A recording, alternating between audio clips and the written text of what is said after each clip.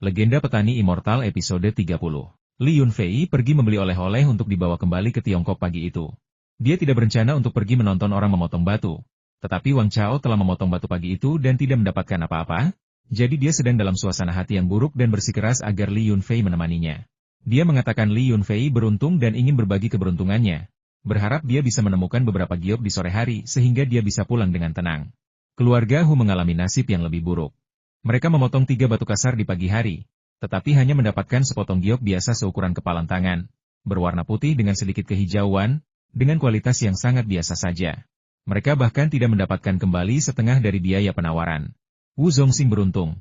Ia menemukan sepotong giok merah, dari mana ia bisa mengambil 4 atau 5 pasang gelang, ditambah beberapa ornamen kecil, yang nilainya mencapai puluhan juta. Namun, biaya penawarannya juga setinggi 5 juta. Sehingga ia hanya memperoleh keuntungan lebih dari 4 juta. Meskipun ia tidak bisa dibandingkan dengan Li Yunfei, ia sudah sangat puas. Li Yunfei merasa telah mengambil keputusan yang tepat untuk datang sore itu. Jika tidak, Wang Chao pasti sudah menjual giok yang direkomendasikannya dengan harga setengahnya. Wang Chao membelinya seharga 30 juta, dan bahkan harga terendahnya adalah 12 juta. Batu mentah sebesar itu sangat langka bahkan di lelang umum. Wang Chao ingin memotong batu itu sendiri. Melihat bahwa ia ingin memotongnya secara acak di tengah, Li Yunfei tidak punya pilihan selain menggambar garis untuknya dengan pena. Ketebalan potongannya sekitar 8 atau 9 cm, cukup untuk mengikis sedikit giok dan memperlihatkan area giok yang luas di dalamnya. Saat memotong, Li Yunfei memberi instruksi kepada Wang Chao, baik kamu memotong bagian atas atau bagian bawah, jangan katakan bahwa aku yang menyarankan. Selain itu, jika kamu memotong bagian atas, kamu hanya diperbolehkan memotong sekali saja, jika tidak semua orang akan mendapat masalah. Aku mengerti. Wang Chao dengan gugup menggosok-gosok tangannya. Wajahnya memerah tidak wajar. Dia sangat gugup. Jika potongan itu berhasil, Li Yunfei akan sangat terampil. Jika gagal, dia takut ketenangannya akan goyah dan memengaruhi hubungannya dengan Li Yunfei. Sejujurnya, keputusan awalnya untuk mempercayainya tanpa syarat sebagian didorong oleh rasa dendam. Dan ketika Li Yunfei memotong giok berkualitas tinggi senilai ratusan juta, pikiran awalnya agak spekulatif dan seperti berjudi. Pemotongan dilakukan dengan cepat, dan seluruh halaman lelang langsung gempar. Batu giok yang utuh seperti itu, meskipun berjenis benang emas dengan warna hijau tidak merata dan tekstur seperti benang yang terputus-putus, memiliki kadar air yang baik dan volume yang besar. Berdasarkan sisi yang dipotong, diperkirakan bahwa bahkan jika dijual sebagai batu mentah setengah jadi, nilainya akan lebih dari 100 juta. Jika semuanya dipotong, itu sudah cukup bagi Li Yunfei untuk membalas budi ini. Di tengah hiruk-pikuknya, Li Yunfei diam-diam meninggalkan halaman lelang. Tempat ini terlalu menyeramkan. Jika dia menggunakan kemampuan ruang kecilnya untuk kecanduan berjudi batu, dia kemungkinan akan segera menjadi target, dan itu tidak akan berakhir baik. Dia harus tahu kapan harus berhenti. Datang sekali atau 2 kali setahun, menyediakan ruang kecilnya dengan energi spiritual yang cukup untuk peningkatan, sudah cukup. Keesokan harinya, saat mereka menaiki pesawat kembali ke Tiongkok, Wang Chao masih tersenyum lebar, dan Wu Zongxing juga tersenyum. Hanya ayah dan anak keluarga Hu yang tetap diam, wajah mereka tegang. Uang awal keluarga Hu yang berjumlah 10 juta telah menyusut menjadi sedikit lebih dari 3 juta. Dan yang tersisa hanyalah batu kasar, tidak ada yang yakin apakah ada giok di antaranya. Beberapa potongan batu kasar yang mereka potong hanya menghasilkan beberapa potongan kecil giok berkualitas sangat buruk. Mereka telah mempertaruhkan semuanya. Seandainya bukan karena mata Huru yang merah karena menangis, yang tampak seperti akan mengalami gangguan emosional, Wang Chao mungkin akan terus tertawa. Kegembiraannya bukan tentang 100 juta yuan, tetapi tentang menikmati suasana intens karena merasa iri dan benci saat berjudi dan memotong batu. Li Yunfei tidak menyadari bahwa begitu pesawatnya lepas landas, Chu Yingtai, ditemani pengawal dan seorang kepala pelayan, bergegas ke bandara. Setelah melihat bahwa penerbangan ke Sichuan telah berangkat, ia dipenuhi penyesalan dan terus berkata, "Akuan, seharusnya kau membiarkan aku mencicipi buah yang diberikan teman muda Li kepadaku tadi. Buah itu bukan hanya enak, tetapi benar-benar memiliki energi spiritual yang aneh di dalamnya. Hei, cepat siapkan pesawat kita, aku akan pergi ke Sichuan untuk mencarinya." "Baik, Tuan, rute penerbangan telah diajukan, dan kita bisa lepas landas kapan saja." Akuan tidak menjelaskan mengapa dia tidak berani memberikan buah kepada Chu Yingtai yang diberikan oleh orang asing tanpa melalui berbagai ujian, karena dia tahu bahwa sang guru pasti tahu segalanya, tetapi sangat menyukai buah semacam itu sehingga dia mengucapkan kata-kata teguran tersebut. Hal pertama yang ingin dilakukan Li Yunfei setelah kembali ke Sichuan adalah pulang, tetapi Wang Chao menolak mengizinkannya pergi. Bersikeras untuk mentraktirnya berbagai hiburan. Pada akhirnya, dibujuk oleh teman-temannya, termasuk Tian Enyu, dia tidak punya pilihan selain tinggal 1 malam lagi. Setelah bermain-main tanpa alasan yang jelas, Dia akhirnya bisa pergi pagi-pagi keesokan harinya dan kembali ke kota Qinglong. Bajingan-bajingan ini menjalani kehidupan yang sangat bejat. Sebelum ingatanku menjadi kabur, aku sepertinya ingat sekelompok wanita cantik berkeliaran di sekitarku, menampilkan berbagai pose menggoda, tetapi tak satu pun dari mereka yang bisa dibandingkan dengan sebagian kecil pun pesona sepupuku, Yang Yuno. Mereka semua ditolak olehnya, dan kurasa aku akhirnya menghabiskan malam sendirian. Ketika Li Yunfei kembali ke kota Qinglong, dia masih bersyukur karena tidak terpengaruh oleh bajingan-bajingan itu. Jika tidak, dia tidak akan bisa menjelaskannya kepada sepupunya. Saat aku kembali ke villa, aku merasa ada yang salah. Sialan, mereka telah mencopot gerbang besi besar itu, membuat vilaku langsung terbuka untuk umum tanpa penghalang apapun. Pagar besi asli dihancurkan dan berserakan di tanah oleh seseorang, dan ayam-ayam yang dipelihara di puncak gunung berkeliaran kemana-mana tanpa area tetap, bahkan berlari ke jalan raya. Sialan, apa yang sebenarnya terjadi? Li Yunfei sangat marah. Melihat pagar besi yang hancur, amarahnya membara, dan dia mengumpat, menuntut penjelasan. Li Tiezhu muncul dengan pincang. Melihat Li Yunfei, pria kekar berusia 40-an itu langsung menangis. Sambil menunjuk wajahnya yang terluka, dia berteriak, "Fua, kau harus membela kami." Seorang direktur sialan dari kabupaten datang dan mengatakan bangunan pertanian kami ilegal dan bersikeras untuk merobohkannya. Tentu saja, orang tuamu tidak setuju dan berdebat dengan mereka. Tetapi mereka dipukuli oleh petugas manajemen kota yang mereka bawa dan masih berada di rumah sakit keamanan publik kabupaten. Kami para pekerja tentu saja tidak puas dan bertukar beberapa kata dengan mereka. Dan beberapa dari mereka ditangkap dan belum dibebaskan sampai sekarang. Li Tiezhu berjalan dengan susah payah saat keluar dari ladang. Sepertinya tidak ada seorang pun yang bekerja hari itu, dan dialah satu-satunya yang melakukan inspeksi rutin. Kondisinya sangat buruk. Direktur macam apa ini? Pejabat manajemen perkotaan macam apa ini? Apa hubungannya mereka dengan pertanian kita? Di mana kepala desa? Di mana wali kota? Apakah tidak ada yang akan membela keadilan? Suasana hati Li Yunfei yang baik langsung hancur oleh hal-hal ini. Wajahnya pucat pasi, dan dia bertanya dengan marah. Aku juga tidak bisa mendengar dengan jelas, tapi intinya, beberapa pejabat tinggi dari kota yang menghancurkan pertanian kita. Orang tuamu mencoba menghentikan mereka, dan mereka dipukuli. Kepala desa juga dipukul beberapa kali. Mereka pergi ke kota untuk mengadu, dan wali kota-kota sangat marah. Dia pergi ke kota untuk melaporkannya, dan dia belum kembali sampai sekarang. Li Tiezhu adalah orang yang jujur, jadi dia hanya bisa menyampaikan fakta. Tetapi ada beberapa hal yang tidak dia ketahui. Jadi dia berbicara dengan ragu-ragu, yang membuat Li Yunfei sangat cemas. Kapan ini terjadi? Li Yunfei menahan keinginan untuk membunuh dan bertanya dengan dingin. Kejadian itu terjadi kemarin siang. Tepat setelah makan siang, 2 mobil penuh orang tiba di Cheng'an. Sebelum penduduk desa sempat bereaksi, mereka diserang. Kemudian, beberapa orang kami terluka. Kami menghubungi polisi, tetapi tidak ada yang datang membantu.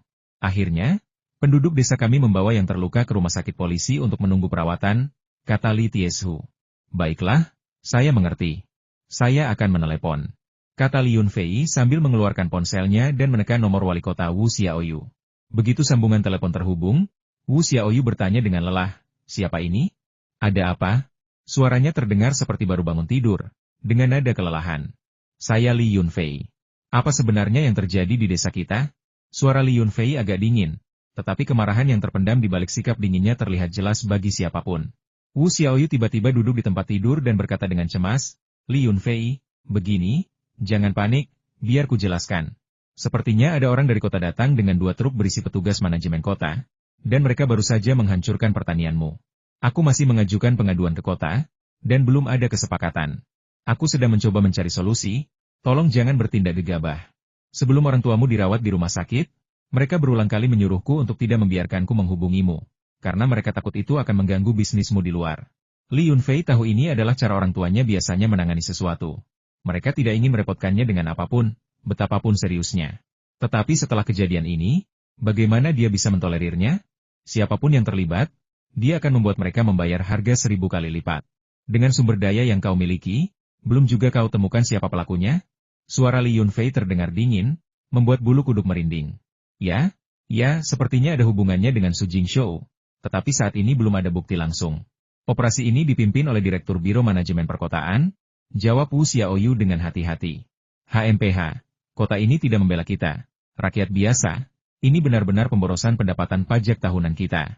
Li Yunfei menutup telepon tanpa basa-basi, berharap dia bisa membunuh semua orang yang menyebabkan masalah itu seketika. Hei, Li Yunfei, jangan gegabah. Aku akan membantumu mendapatkan keadilan. Li Yunfei tidak mendengarkan penjelasan di telepon, langsung menutup telepon, dan masuk ke dalam mobil bak terbuka tanpa memasukkan ranselnya. Dia berkata kepada Li Tiesu, Paman terus jaga ladang untukku hari ini. Aku akan pergi ke kota untuk menemui orang tuaku dulu. Hei, aku tahu, kau juga harus hati-hati. Jangan sampai terlibat masalah dengan bajingan-bajingan di kota itu, atau kau akan menanggung akibatnya, teriak Li Tiesu dari belakang. Meskipun dia tidak tahu apakah Li Yunfei mendengarnya. Li Yunfei bergegas ke rumah sakit keamanan publik kabupaten dalam sekejap, langsung menuju meja layanan untuk menanyakan nama orang yang terluka, dan pergi ke departemen ortopedi lantai 3 untuk menemui orang tuanya. Sepupuku, Yang Yunu, selalu berada di sisiku sepanjang waktu, tetapi dia juga cukup kikuk. Ketika ditanya apa yang salah, dia tidak mengatakan apa-apa. Ketika melihat Li Yunfei, dia hanya terus tersenyum bodoh dan mengatakan bahwa dia baik-baik saja. Tetapi paman dan bibinya sangat menderita karena dia mengalami beberapa luka dan belum bisa bangun dari tempat tidur. Melihat orang tuanya yang dulunya sehat kini terbaring di tempat tidur, wajah dan tubuh mereka dipenuhi memar, Li Yunfei langsung marah. Dia menanyakan beberapa pertanyaan kepada mereka dengan suara rendah, tetapi tidak mendapatkan informasi apapun. Sebaliknya, orang tuanya menghiburnya, menyuruhnya untuk tidak bertindak impulsif dan bahwa dia tidak boleh berkonflik dengan orang-orang dari instansi pemerintah. Jika tidak, dialah yang akan selalu menderita. Ibu dan ayah, jangan khawatir, aku akan baik-baik saja. Aku mengerti kalian terluka. Tapi dengan kemampuan UNU, bagaimana mungkin dia bisa terluka? Urat-urat di dahi Li Yunfei berdenyut, ingin mengetahui kebenarannya. Itu kakak senior yang dibawa oleh Yin Sueyan. Dia bilang dia murid terbaik sekte Bagua, bernama Fang Xiaoming. Dia bersikeras untuk berlatih tanding denganku. Aku baru saja menerima telepon yang mengatakan bahwa sesuatu telah terjadi di desa dan aku ingin kembali untuk memeriksa situasinya. Aku tidak punya pilihan selain berlatih tanding dengan orang ini yang menghalangi jalanku. Aku tidak menyangka kemampuan bela dirinya begitu tinggi. Aku mengalami kekalahan dan terkena pukulan di punggung. Aku sedikit terbatuk-batuk, jadi gerakanku tidak terlalu lancar. Yang Yunu cukup tenang. Bahkan setelah mengalami kekalahan besar seperti itu, dia tampaknya tidak marah. Namun, hal ini membuat Li Yunfei sangat marah sehingga ketiga organ dalamnya bereaksi hebat dan niat membunuhnya melonjak. Tepat saat itu, pintu bangsal tiba-tiba didobrak, dan dua pria serta dua wanita masuk. Pemimpinnya adalah Fang Xiaoming, dan Su Jingshou serta Qin Yao juga hadir. Yang Yunu, aku tidak sepenuhnya puas dengan pertandingan kita yang terakhir. Mendengar kau ada di sini, aku datang jauh-jauh ke sini untuk menyelesaikan masalah ini denganmu. Ini menyangkut reputasi aliran Tai Chi dan Bagua, jadi jangan takut untuk melarikan diri seperti terakhir kali, menerima satu pukulan lalu kabur. Itu bukan perilaku seorang pahlawan sejati. Pemimpin itu adalah Fang Xiaoming, yang berbicara dengan fasih dan dengan integritas yang teguh. Namun begitu ia selesai berbicara, sesosok tubuh menerjang ke arahnya seperti caetah yang marah, mengangkat tangannya dan menamparnya. Kecepatannya terlalu cepat, dan ia tidak sempat menghindar. Dengan bunyi gedebuk keras, ia terlempar sejauh 3 atau 4 meter, membentur ambang pintu dengan keras dan memuntahkan darah. Kalian suka bertanding, kan? Baiklah, mulai hari ini dan seterusnya, jika aku melihat siapapun yang menyebut diri mereka sekte Bagua, aku akan menghajar mereka sampai babak belur. Li Yunfei tidak berhenti. Dia bergegas maju dan mulai memukul dan menendang Fang Xiaoming, yang tergeletak di tanah sambil memuntahkan darah. Meskipun hanya pukulan dan tendangan biasa, Fang Xiaoming tidak bisa menghindarinya. Untuk beberapa saat, yang terdengar hanyalah jeritan dan pukulan serta tendangan berat yang teredam. Hentikan! Teriak Yin Sueyan, yang datang bersamanya, terkejut oleh serangan mendadak dan ganas Li Yunfei.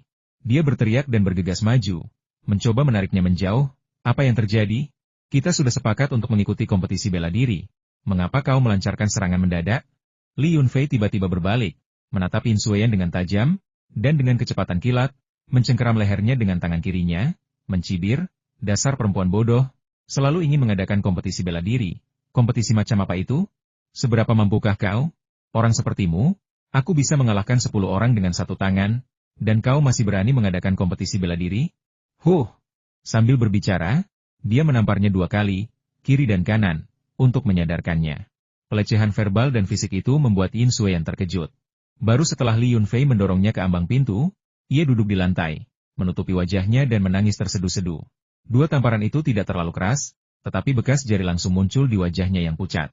Yang paling tidak bisa diterimanya adalah orang ini, yang jelas-jelas tidak tahu apa-apa dan tidak menunjukkan tanda-tanda kungfu, telah memukulinya begitu parah sehingga dia tidak punya kekuatan untuk melawan balik. Sementara itu, idolanya, kakak laki-lakinya Fang Xiaoming, masih menjerit kesakitan di tanah, dengan banyak tulang patah, dan dia bahkan tidak bisa dibantu untuk berdiri. Qin Yao dan Su Jingshou, yang sedang membantu Fang Xiaoming, juga tercengang. Ini adalah pertama kalinya mereka melihat Li Yunfei mengamuk, menyerang pria dan wanita dengan kecepatan yang mengerikan. Bahkan dengan kemampuan bela diri mereka tidak bisa menghindarinya. Yang Yunu khawatir dengan keselamatan Li Yunfei dan, meskipun terluka, ia berdiri, ingin menyelesaikan masalah dengan orang-orang menyebalkan itu. Namun, dalam waktu singkat ia berdiri, sepupunya justru telah mengalahkan Fang Xiaoming dan Yin Xueyan hingga jatuh ke tanah. Aku tidak pernah melihat sepupuku menggunakan kungfu. Jadi bagaimana mungkin dia begitu kuat? Yang Yunu dipenuhi keraguan, tetapi ia merasa lega secara mengejutkan. Ia sengaja berjalan perlahan dan tidak mencoba menghentikannya. HMPH, bajingan-bajingan itu. Aku sama sekali tidak ingin melawan mereka, dan mereka melukaiku. Sekarang sepupuku membalaskan dendamku, aku sangat gembira dan tidak akan mencoba menghentikan mereka. Hanya, orang tua Li Yunfei langsung panik dan berteriak dari ranjang rumah sakit, Fua, berhenti memukulnya. Jika kau melukainya, kami harus membayar ganti rugi, dan kami bahkan mungkin berakhir di penjara. Bukankah orang-orang sekte Bagua itu selalu mengadakan kompetisi bela diri? Jika kalah, apakah mereka berani memanggil polisi? Jika mereka benar-benar memanggil polisi, sekte Bagua akan kehilangan muka. Meskipun orang ini tidak mewakili semua sekte Bagua di dunia, setidaknya dia mewakili satu cabang. Li Yunfei percaya diri. Dia tidak takut dengan kekuatan di balik orang-orang ini. Ini hanya untuk mengumpulkan sedikit keuntungan terlebih dahulu. Nanti, dia akan membuat mereka yang memimpin dalam membongkar pagar besinya sendiri membayar harga yang jauh lebih tinggi. Kau, bagaimana bisa kau memukul seorang wanita? Li Yunfei, kau keterlaluan, kau sangat mengecewakan. Qin Yao menatapnya dengan marah dan menegurnya dengan tajam. CK, beberapa wanita memang mencari masalah. Mereka tidak akan bangun sampai aku menghajar mereka habis-habisan. Soal apakah aku mengecewakan mereka atau tidak, itu urusanku. Apa peduliku jika kalian kecewa? Aku sudah selesai memukuli kalian, jadi pergilah. Kalian datang ke sini mencari masalah, dan kalian masih bilang tidak mencari masalah. Aku juga memperingatkan beberapa orang bahwa jika kalian melanggar aturan, kalian akan membayar harga 1000 kali lipat nanti. Jangan berpikir bahwa hanya karena kalian telah menyewa beberapa petugas manajemen kota, aku tidak bisa membenarkannya. Li Yunfei menatap mereka dan memperingatkan mereka dengan dingin. Kau, baiklah, akhirnya aku melihatmu apa adanya. Li Yunfei. Qin Yao terdiam setelah dimarahi. Wajahnya memerah karena malu. Lalu ia berbalik dan pergi. Awalnya, ia ingin meminta maaf atas nama ibunya, yang telah mengipasi api di balik layar, menggunakan situasi tersebut untuk melibatkan Direktur Qi dari Biro Manajemen Perkotaan, yang menyebabkan beberapa tindakan irasional. Ia hanya tidak menyangka reaksi Li Yunfei akan begitu ekstrem memukul dan mengumpat kepada setiap orang yang dilihatnya ini benar-benar berbeda dari pria lembut yang diingatnya. Qin Yao, tunggu aku. Su Jingshou mengejar ke pintu, tetapi dia tidak bisa mengabaikan kedua orang yang terluka itu. Setelah membantu Yin Xueyan berdiri, dia berkata dengan marah, Li Yunfei, ini hanya kesalahpahaman. Jika kau pikir kau benar dan bisa bertindak sembrono, kau salah besar. Gunakan cara apapun yang kau punya, aku akan menghadapi semuanya. Kau berani memukulku? Aku tak akan pernah memaafkanmu.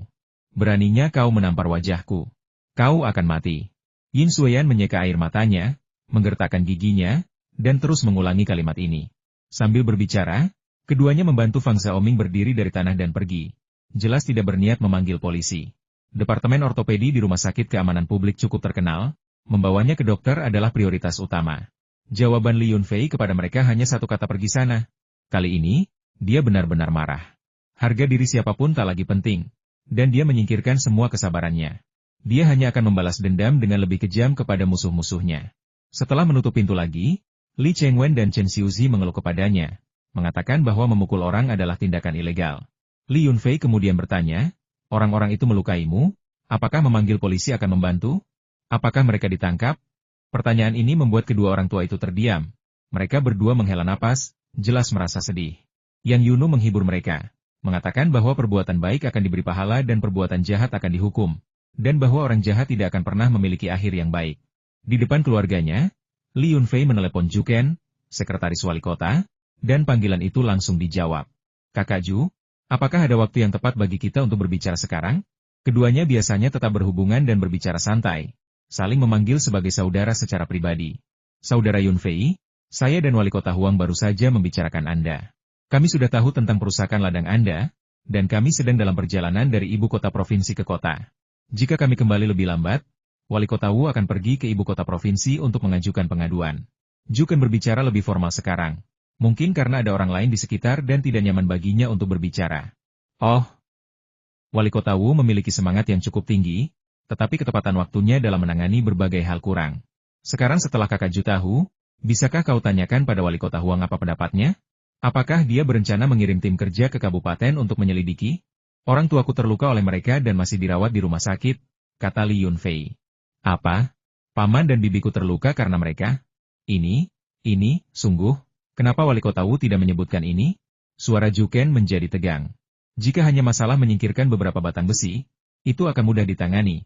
Tetapi jika ada orang yang terluka, itu akan menjadi cerita yang berbeda. Benar saja, suara wali kota Huang terdengar dari samping. Dengan Li Yunfei yang bisa mendengarnya, sepertinya wali kota Huang ingin menerima telepon itu. Yunfei, wali kota Huang ingin berbicara denganmu. Mohon tunggu sebentar, kata sekretaris Ju sambil menyerahkan telepon kepada wali kota Huang.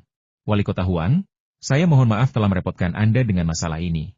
Saya harap ini tidak akan terlalu menyulitkan Anda, kata Li Yunfei. Yunfei, kau terlalu sopan. Awalnya, aku akan menindak tegas mereka yang menyalahgunakan kekuasaan untuk keuntungan pribadi. Tetapi sekarang setelah aku mendengar orang tuamu terluka oleh mereka, hal itu memperkuat tekadku untuk menyelidiki secara menyeluruh dan tidak menunjukkan keringanan kepada siapapun yang terlibat. Setelah kembali ke kota hari ini, aku akan membentuk tim investigasi, yang akan kupimpin sendiri, dan menuju ke wilayahmu, kata wali kota Huang dengan serius. Saat itu, Direktur Qi dari Biro Manajemen Perkotaan sedang mengobrol di kantor pemerintahan kabupaten. Di sebelahnya adalah Direktur Su dari kantor pemerintahan, yang merupakan ayah dari Su Jingshou, Su Chengren. Direktur Su, masalahnya sudah terselesaikan.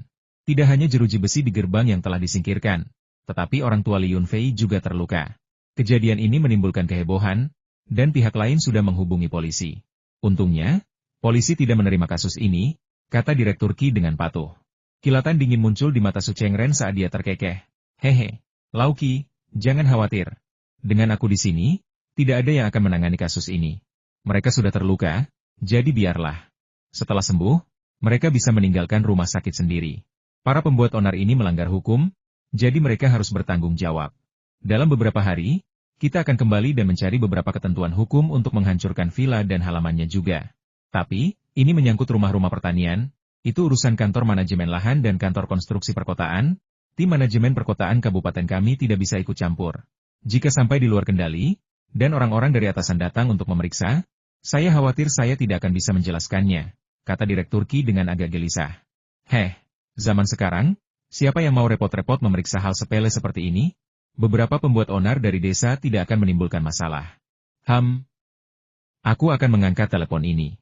Su Jingshou mengangkat telepon di atas meja, dan setelah menjawab, ekspresinya berubah drastis. Dia melompat dan berseru tak percaya. Apa? Pemimpin kota akan datang memeriksa segera? Dan mereka secara khusus menyebutkan akan pergi ke kota Qinglong? Ini? Setelah Li Yunfei menutup telepon, dia menyadari bahwa adiknya telah membeli banyak barang dan sudah masuk ke ruang perawatan.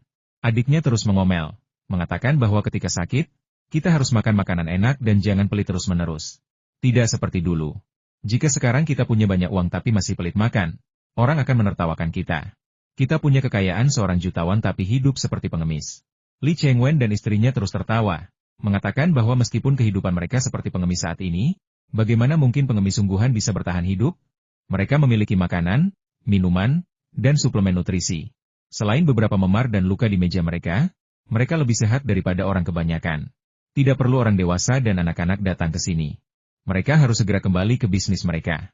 King Heju baru saja mulai berkembang dan tidak bisa berjalan tanpa bantuan mereka. Yang Yunu sedang bermain dengan Mau Mau, yang memegang mainan jarum suntik. Mau Mau mengatakan dia ingin memberikan akupunktur kepada kakek neneknya untuk menyembuhkan penyakit mereka. Kakek neneknya tidak mengizinkan Yang Yunu mendekati bangsal, tetapi Mau Mau membuat keributan, mengatakan bahwa dia adalah dokter ajaib kecil dan dia bisa menyembuhkan penyakit dengan sangat baik. Astaga, dia mencuri gelar Li Yunfei hanya dengan satu kalimat. Li Yunfei berjalan mendekat, mengangkat dokter kecil ajaib itu, dan dokter kecil ajaib itu sangat ketakutan sehingga menjatuhkan jarum suntik, tertawa terbahak-bahak, dan memeluk leher Li Yunfei, tidak berani melepaskannya. Paman, kenapa paman baru pulang sekarang? Banyak orang jahat datang kemarin pagi. Mereka menghancurkan pagar besi besar kita dan bahkan memukuli orang-orang. Aku tidak ada di sana waktu itu. Kalau aku ada di sana, Aku pasti sudah menyuntik mereka. Kata Mau sambil mengacungkan tinju kecilnya. Ya ampun, Mau kecil kita sungguh luar biasa. Seharusnya aku menyiapkan beberapa jarum suntik lagi untukmu. Tapi kalau kamu nakal, kamu juga akan disuntik, kata Li Yunfei sambil tersenyum. Setelah mendengar bahwa dia mungkin juga akan disuntik, Mau langsung menjadi jauh lebih patuh. Sambil menunjuk buah di atas meja, dia ingin memakan mangga paman. Aku ingin makan yang itu, enak sekali, aku akan mengupasnya untukmu. Pria ini sangat cerdas. Dia menyuap Li Yunfei dengan buah terlebih dahulu, untuk berjaga-jaga jika nanti dia benar-benar disuntik. Yang Yunu sudah tersenyum dan mengupas sepotong mangga untuknya. Dia memotongnya dekat biji, lalu membuat beberapa sayatan horizontal dan vertikal pada daging buahnya, dan dengan lembut mendorongnya dengan jarinya. Potongan-potongan daging buah itu tampak seperti landa kecil, masing-masing penuh dengan kesegaran dan kelembutan. Mau makan dengan gembira, sejenak melupakan cita-cita dan rencananya yang muluk-muluk, lalu duduk di kursi di bangsal, makan tanpa henti. Orang tua Li Yunfei tahu bahwa ia memiliki beberapa koneksi di kota itu, jadi mereka bertanya kepadanya bagaimana jalannya pembicaraan tersebut. Li Yunfei mengatakan tidak ada masalah. Teman-temannya di kota itu telah setuju untuk menyelidiki, dan setidaknya mereka dapat menyampaikan beberapa kata yang adil dan mencari keadilan bagi mereka. Setelah keadaan tenang, Li Yunfei akhirnya punya waktu untuk menanyakan penyebab kejadian tersebut. Ternyata Ibu Qin Yao baru-baru ini kembali mengunjungi desa keluarga Li, bergosip dan pamer.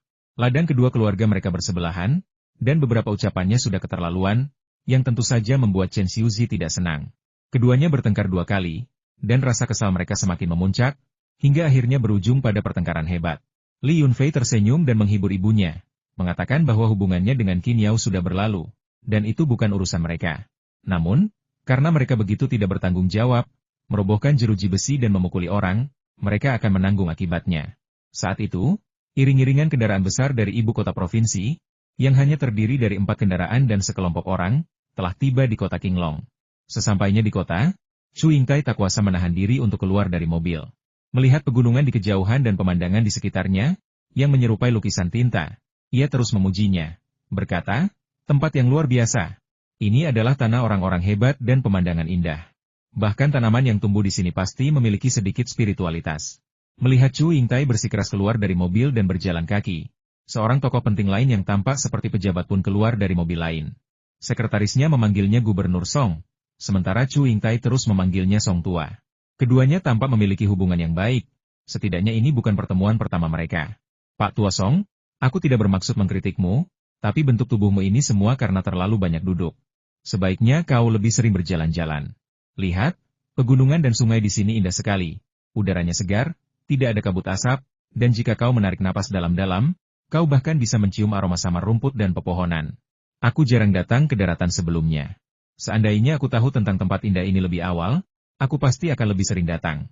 Chu Yingtai merasa semuanya sangat menarik dan berbicara sambil berjalan, dan mereka hampir sampai di desa keluarga Li. Saudara Chu, aku tak bisa dibandingkan denganmu. Kau seorang pria yang riang, sementara aku selalu dikelilingi rapat dan tumpukan dokumen, tak pernah punya waktu tenang. Bahkan liburan tahunanku sering terganggu oleh situasi tak terduga. Kalau dipikir-pikir, aku belum pernah beristirahat dengan layak selama 6 atau 7 tahun. Aku ada di sini hari ini hanya karena kau. Kalau tidak, aku tidak akan punya waktu untuk bepergian dan mengunjungi kota terpencil seperti ini. Gubernur Song sama sekali tidak marah, selalu tersenyum, seperti seorang Buddha yang tak pernah marah. Pelayan Akuan, yang menemani mereka, melirik navigasi satelit dan berbisik, Tuan, kita berada di desa keluarga Li di depan sana. Menurut fotokopi kartu identitas Li Yunfei, ini seharusnya desanya. Haruskah kita menghubunginya? Bukankah terlalu mengejutkan jika kita langsung pergi begitu saja? Chu Yingtai berhenti dan berpikir sejenak sebelum berkata, benar, memang agak tidak sopan. Kalau begitu, mari kita telepon dia. Sudah waktunya makan siang, jadi setidaknya kita harus memintanya untuk menyiapkan makanan. Hehe, kita membawa hadiah, jadi ini kunjungan resmi ke teman, yang secara keseluruhan cukup pantas. Jadi Akuan memanggil Li Yunfei, sementara Gubernur Song tertawa dan berkata, Saudara Chu, kapan kau akan menghilangkan kebiasaan rakusmu ini? Kau bahkan terbang dengan jet pribadi jauh-jauh ke Sichuan hanya untuk beberapa buah. Meskipun kau tidak di sini untuk berinvestasi, sebagai gubernur, aku tetap harus menemanimu berwisata. Kita sudah sepakat bahwa jika aku menemanimu selama 3 hari, kau harus berinvestasi dalam 3 proyek di provinsi kita, dan setiap proyek harus bernilai tidak kurang dari 1 miliar. Chu Yingtai tersenyum dan bertanya, apakah Anda berbicara tentang yen Jepang? Atau dong Vietnam juga tidak apa-apa? Kau, selain serakah, Kau juga pandai bicara omong kosong. Gubernur Song menunjuk Chu Yingtai dan tertawa terbahak-bahak. Di jalan pegunungan, tawa mereka mengejutkan beberapa kawanan burung liar. Li Yunfei sedang menyantap makanan yang dibelikan kakaknya, yang dianggapnya sebagai makan siang. Dia tidak tahu apa yang akan terjadi di sore hari. Jadi dia ingin makan sesuatu terlebih dahulu agar memiliki energi untuk menghadapi kejadian di sore hari. Tiba-tiba aku menerima telepon dari Akuan yang mengatakan bahwa gurunya, Chu Yingtai, telah tiba di Lijiashai dan sedang bersiap untuk mengunjungi rumahnya. Ini terlalu mendadak. Setelah menutup telepon, Li Yunfei masih agak linglung. Dia memikirkannya berulang kali, dan menyadari hubungannya dengan Chu Yingtai hanyalah transaksi bisnis. Dia benar-benar tidak mengerti apa yang dipikirkan orang kaya. Tetapi, karena pria itu sudah berada di depan pintunya, dia tidak bisa menolak untuk melayaninya. Li Yunfei menjelaskan situasinya kepada keluarganya dan meminta Yang Yunu untuk tinggal bersama mereka agar mereka tenang mengenai keselamatannya. Saudari perempuannya bersikeras untuk tinggal dan merawat orang tua mereka, dan kediaman King He akan dikelola sementara oleh saudara iparnya, Luo Jiandong. Jadi, dia berkendara dari rumah sakit, mengambil jalan raya secepat mungkin untuk sampai ke rumah. Sambil menunggu di lampu merah, dia menelepon Luo Jiandong dan memintanya untuk menyiapkan kamar pribadi terbaik dan hidangan spesial kelas atas. Di pintu masuk villa di Lijiashai, Li Tiesu dan King Mu duduk di ruang terbuka sambil merokok dan mengobrol. Mereka sibuk di ladang sepanjang pagi dan sedang menunggu seseorang untuk memasak makan siang. Ketika ladang tidak sibuk, makan siang biasanya disediakan, dengan beberapa orang bergantian memasak sementara yang lain bisa beristirahat. Mereka tiba-tiba melihat 4 mobil terparkir di pinggir jalan dekat gerbang dan langsung menjadi tegang. Mengira itu adalah gangguan lain yang disebabkan oleh orang-orang dari kota. Mereka menelepon kepala desa, Li Tianlai, dan dalam beberapa menit, puluhan orang dari seluruh desa datang, termasuk orang tua dan anak-anak, membawa tongkat dan garpu rumput, tampak siap bertarung sampai mati. Mereka tiba agak terlambat kemarin ketika insiden itu terjadi. Meskipun mereka berhasil menakut-nakuti petugas manajemen kota, orang tua Li Yunfei terluka dan gerbang besi telah dihancurkan. Hal ini membuat Li Tianlai merasa malu, karena ia merasa tidak mampu melindungi harta benda desa dan bahkan lebih malu lagi untuk menghadapi Li Yunfei. Dia sudah memberitahu penduduk desa bahwa jika petugas manajemen kota sialan itu berani membuat masalah lagi di desa, mereka pasti harus menghabisi beberapa dari mereka untuk membalas dendam atas kematian orang tua Li Yunfei. Jadi, dengan satu panggilan telepon dari Li Tiesu, dia segera memanggil sebagian besar penduduk desa. Apa yang kalian inginkan? Apakah kalian mencoba menghancurkan pertanian kami lagi? Kali ini, kalian tidak akan semudah itu. Li Qingmu dengan marah menunjuk Chu Yingtai dan Gubernur Song. Meskipun keduanya tidak terlihat seperti orang jahat, mereka memiliki sikap yang luar biasa dan tampak seperti orang-orang di posisi tinggi yang terbiasa memberi perintah. Li Tiesu juga mengangkat ponselnya dan berkata, "Saya sudah meminta bantuan. Kalian para pejabat, jangan berani-berani membuat masalah lagi."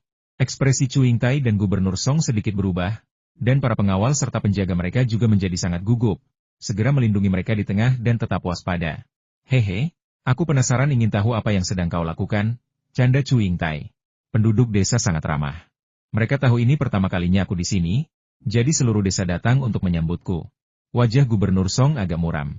Ia berteriak lantang, "Semuanya, mohon tenang. Apakah ada kesalahpahaman di antara kita? Ini adalah kunjungan pertama kami ke kota Qinglong dan juga kunjungan pertama kami ke Lijiashai. Kami di sini untuk berwisata dan mengunjungi seorang teman. Kami belum pernah melakukan apapun sebelumnya." Li Tiesu meraung, "Pembohong. Direktur Biro Manajemen Perkotaan yang mendobrak gerbang itu bahkan meminta korek api padaku sebelum mulai memukuli orang. Sialan, dia orang yang paling kejam dan paling agresif dalam hal memukuli orang." Li Qingmu berteriak, "Kalian datang untuk berwisata? Siapa yang kalian coba bodohi? Mengapa kalian harus parkir tepat di depan pertanian? Dan dengan begitu banyak preman muda dan kuat? Astaga! Pengawal-pengawal kelas atas yang dibawa Chu Yingtai dan pengawal-pengawal kelas atas yang dibawa Gubernur Song semuanya digambarkan sebagai preman kelas atas menurut kata-katanya sendiri." Mendengar ini, wajah para pengawal dan penjaga yang tadinya berpose seolah mengenakan perlengkapan pelindung langsung muram. Di tengah hiruk-pikuk tuduhan dari orang-orang ini, Gubernur Song dan Chu Yingtai sama-sama mengerti apa yang telah terjadi. Mereka saling bertukar pandang, ekspresi Chu Yingtai penuh ejekan, seolah berkata, "Lihat, ini semua ulahmu sendiri, menyeret orang luar sepertiku ke dalam kekacauan ini." Gubernur Song dipenuhi amarah dan rasa malu. Ia telah kehilangan muka secara luar biasa. Ia bertanya-tanya bajingan mana yang telah menyalahgunakan kekuasaannya, menyakiti penduduk desa dan menjadikan mereka kambing hitam. Dia tidak berbicara, tetapi menatap tajam sekretarisnya, yang segera mengeluarkan ponselnya dan menelepon sekretaris partai kota Yun Huang. Ketika sesuatu terjadi di kota, sekretaris partai adalah orang pertama yang bertanggung jawab, dan wali kota adalah orang kedua. Apakah ini Sekretaris Wang dari kota Yunhuang? Saya Sekretaris Gubernur Song. Kami saat ini berada di Lijiashai, kota Qinglong, menghadapi keadaan darurat. Kami membutuhkan Anda untuk datang ke lokasi untuk menjelaskan. Ya, sekarang, segera. Suara sekretaris itu tenang, tetapi kata-katanya sangat serius, hampir marah. Ini terlalu memalukan. Masalah ini benar-benar harus diselidiki secara menyeluruh. Jika tidak, Chu Yingtai mungkin akan menertawakan pemimpinnya. Wang Ziqiang, Sekretaris Partai Kota Yunhuang, memegang telepon yang terputus, keringat dingin menetes di dahinya. Pikirannya masih kacau. Di mana kota Qinglong? Tempat seperti apa Lijiashai itu? Mengapa Gubernur Song ada di sana? Situasi tak terduga apa yang terjadi di sana? Mengapa dia diminta pergi ke tempat kejadian untuk menjelaskan? Bisakah seseorang memberitahu saya apa yang sedang terjadi? Dengan marah ia memanggil sekretarisnya, yang langsung bersemangat mendengar ini dan mengingatkannya. Wali kota Huang baru saja kembali dan mengadakan rapat pemerintahan darurat. Beliau mengatakan bahwa insiden pembongkaran paksa yang mengakibatkan cedera terjadi di suatu kota, dan mereka telah membentuk tim investigasi untuk segera pergi ke Kabupaten Lingshan untuk melakukan penyelidikan menyeluruh tentang penyebab insiden ini. Kenapa kau tidak mengatakannya lebih awal? Kenapa wali kota Huang tidak mengirim seseorang untuk melaporkan ini? Ini keterlaluan. Cepat siapkan mobil untuk pergi. Hubungi pejabat daerah dan tanyakan apa yang terjadi. Bagaimana mungkin aku, sekretaris partai, tidak tahu tentang hal seserius ini? Apakah mereka menghormatiku sebagai sekretaris partai mereka? Sekretaris Wang meraung, mengenakan pakaiannya dan bergegas keluar. Sekretarisnya tidak berani menjelaskan, karena wali kota Huang telah menelepon 2 kali. Tetapi sekretaris Wang menolak kedua kalinya, dengan alasan sedang menerima panggilan penting. Sekarang setelah sesuatu benar-benar terjadi, dia menyalahkan orang lain karena tidak memberitahunya. Untungnya, seseorang menelepon Li Yunfei dan memberitahunya apa yang terjadi di gerbang pertanian. Berkat koordinasi mendesak mereka, kesalahpahaman dan konflik dapat dihindari. Ketika Li Yunfei bergegas kembali dengan cemas, ia terkejut mendapati bahwa wali kota Huang dan rombongannya juga telah tiba dan sedang melapor kepada Gubernur Song. Kedatangan rombongan itu menyelamatkan Li Yunfei dari keharusan menjelaskan dirinya. Wali kota Huang sebenarnya cukup senang. Dia telah berjanji untuk membantu Li Yunfei hanya karena dia berhutang budi padanya dan tidak bisa menolak. Dia sama sekali tidak menyangka bahwa penyelidikannya yang tidak memihak akan membawanya kepada Gubernur Song dan rombongannya. Sebenarnya, Gubernur Song selalu bersikap dingin terhadapnya di provinsi itu, dan ada desas-desus bahwa Gubernur Song tidak menyetujuinya karena mengandalkan pengaruh keluarga mertuanya. Namun, kali ini, kesan Gubernur Song terhadapnya berubah drastis, dan setelah menjelaskan situasinya, ia akhirnya menunjukkan senyum sedikit setuju. Ketika Li Yunfei kembali, inilah pemandangan keharmonisan yang disaksikannya. Para penduduk desa telah dibubarkan oleh kepala desa. Karena semuanya hanyalah kesalahpahaman, dan kepala desa Li Tianlai tidak bodoh, mengapa tidak memanfaatkan kesempatan ini untuk menunjukkan kehadirannya? Untuk memamerkan kerja keras para pejabat desa? Mungkin dia bahkan bisa menggunakan kesempatan ini untuk naik pangkat. Orang yang paling bahagia melihat Li Yunfei kembali adalah Chu Yingtai. Tuan tua Chu tidak antusias dengan politik dan sudah lama bosan dengan pergaulan orang-orang ini. Ia sangat cemas hingga berjongkok di tepi kolam sambil menggoda ikan belut. Teman muda Yunfei, aku datang tanpa diundang, jangan tersinggung ya. Haha, aku memanfaatkan kesempatan untuk berkeliling dan melihat banyak makanan lezat, jadi datang ke sini jelas merupakan keputusan yang tepat. Bahkan jika kau keberatan, aku akan tinggal selama 10 hari atau setengah bulan untuk memuaskan keinginanku. Chu Yingtai tampak gembira, dan komentar-komentarnya yang cerdas menunjukkan sifat periang seorang pria tua. Selamat datang, selamat datang. Dengan kedatangan kakek Chu, desa pegunungan kecil kami langsung menjadi beberapa kali lebih bergengsi, dan sekarang kami dapat dianggap sebagai desa wisata terkenal. Li Yunfei dengan hangat menjabat tangannya. Menilai dari kemampuannya untuk didampingi oleh Gubernur Song, dia tidak boleh diremehkan. Waktu makan siang sudah lewat, tetapi orang-orang ini, masing-masing sibuk dengan pikiran mereka sendiri, tidak mengeluh lapar. Baru setelah tuan rumah mereka, Li Yunfei, kembali, mereka dibawa ke kediaman King He, di mana mereka menikmati pesta sayuran segar dari pertanian dan daging buruan. Bahkan Chu Yingtai, yang terkenal dengan selera makannya yang tajam, pun memberikan pujian. Peristiwa siang itu mudah diatur. Wali kota Huang melanjutkan penyelidikannya, mengambil foto dan video aksi vandalisme, dan menanyai saksi mata sebelum segera kembali ke kabupaten. Terlepas dari segalanya, Kepala Biro Manajemen Perkotaan sudah pasti akan terseret, dan bahkan jika polisi tidak mengajukan kasus setelah laporan tersebut, seorang wakil direktur atau pejabat yang lebih tinggi di Biro Keamanan Publik juga akan terlibat. Li Yunfei mengatur agar Gubernur Song dan Chu Yingtai pergi memancing untuk mencerna makanan mereka sebelum berjalan-jalan di desa pegunungan, atau mereka bisa naik perahu ke sisi lain. Namun, tepat ketika mereka mulai memancing, Sekretaris Partai Wang Ziqiang akhirnya tiba, dengan kecepatan rata-rata. Wang Ziqiang juga mengalami kesulitannya sendiri. Awalnya ia ingin menyelesaikan masalah di tingkat kabupaten terlebih dahulu, tetapi ia juga benar-benar bingung. Orang-orang di kabupaten tahu bahwa bencana sudah dekat, tetapi tidak ada yang berani mengambil tugas itu. Mereka semua mengaku tidak mengetahui situasi tersebut dan tidak tahu apa yang sedang terjadi. Hal ini membuat Sekretaris Wang marah besar, yang kemudian memarahi para pemimpin daerah sebelum bergegas ke Li Jiashai untuk melapor kepada Gubernur Song.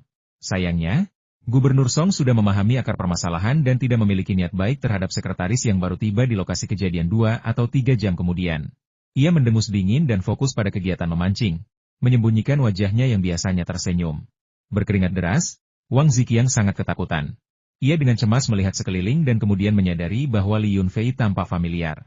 Setelah berpikir sejenak, ia segera ingat. Bukankah pemuda ini yang tadi minum bersama wali kota Huang dan pemimpin dari wilayah militer provinsi itu? Apa yang dia lakukan di sini? Kau bukan Xiao Li itu, ya?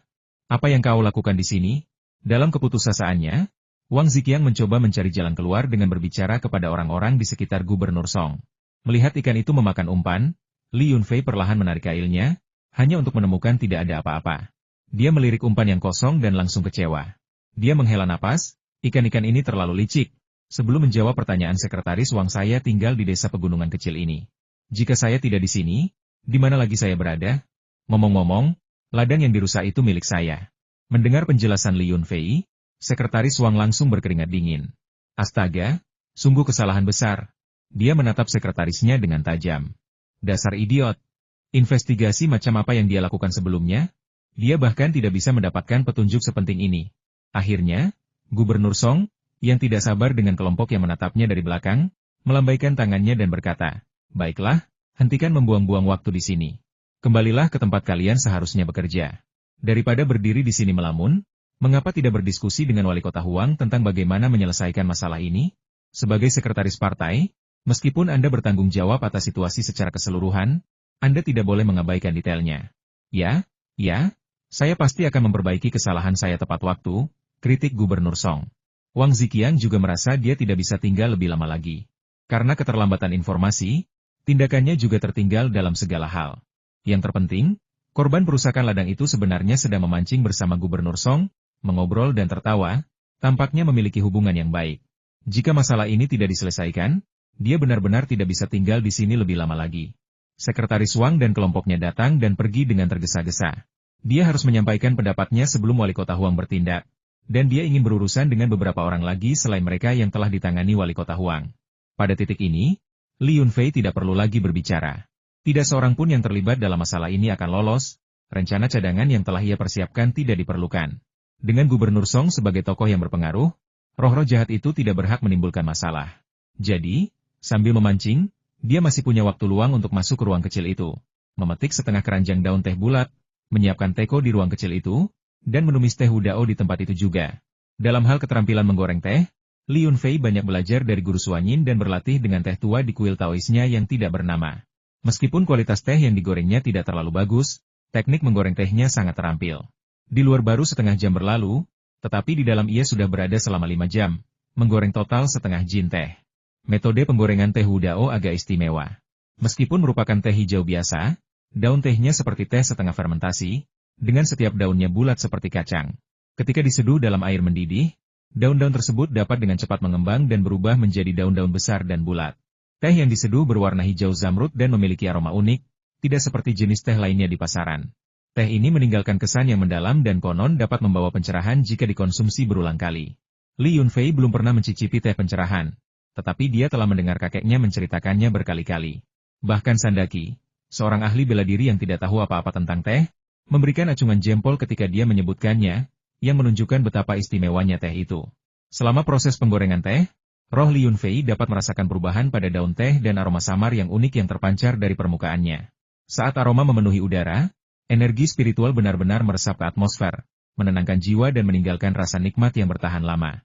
Kakek Chu cukup beruntung. Dalam waktu sesingkat itu, ia berhasil menangkap 2 ikan mas koki seukuran telapak tangan. Sementara Gubernur Song hanya menangkap seekor ikan loh kecil seukuran jari. Namun, keduanya cukup tenang dan tidak terburu-buru, terus mengobrol dan tertawa. Li Chunqiu, yang biasanya menyendiri, meninggalkan pasiennya dan berjalan perlahan masuk sambil membawa teko kecil dan 3 cangkir keramik yang indah.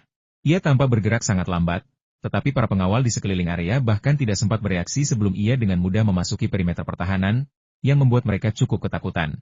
Chu Yingtai merasakan sesuatu dan tiba-tiba berbalik. Dia melihat Li Chunqiu, ekspresinya sedikit berubah, tetapi dia berdiri dan, dengan cara seorang praktisi seni bela diri, menangkupkan tangannya sebagai salam hormat. Salam, Tuan. Boleh saya bertanya apa yang membawa Anda kemari? Chu Yingtai menangkupkan kedua tangannya sebagai salam, lalu dengan hati-hati mundur setengah langkah, melepas kacamata hitamnya yang tanpa acuh tak acuh, dan menunggu jawaban Li Chunqiu. Tidak ada yang perlu saya sarankan. Saya dengar Anda telah banyak membantu cucu saya, jadi saya mengundang Anda secara khusus untuk minum teh, kata Li Chunqiu sambil meletakkan perangkat teh di atas meja. 3 cangkir teh dituangkan, tetapi Li Yunfei sama sekali tidak mendapatkan satupun. Oh, siapa cucumu? Gubernur Song juga memperhatikan sikap hormat dari teman lamanya, Chu Yingtai, karena tahu bahwa lelaki tua ini bukan orang biasa. Jadi dia pun berdiri dan berbicara kepadanya sebagai setara.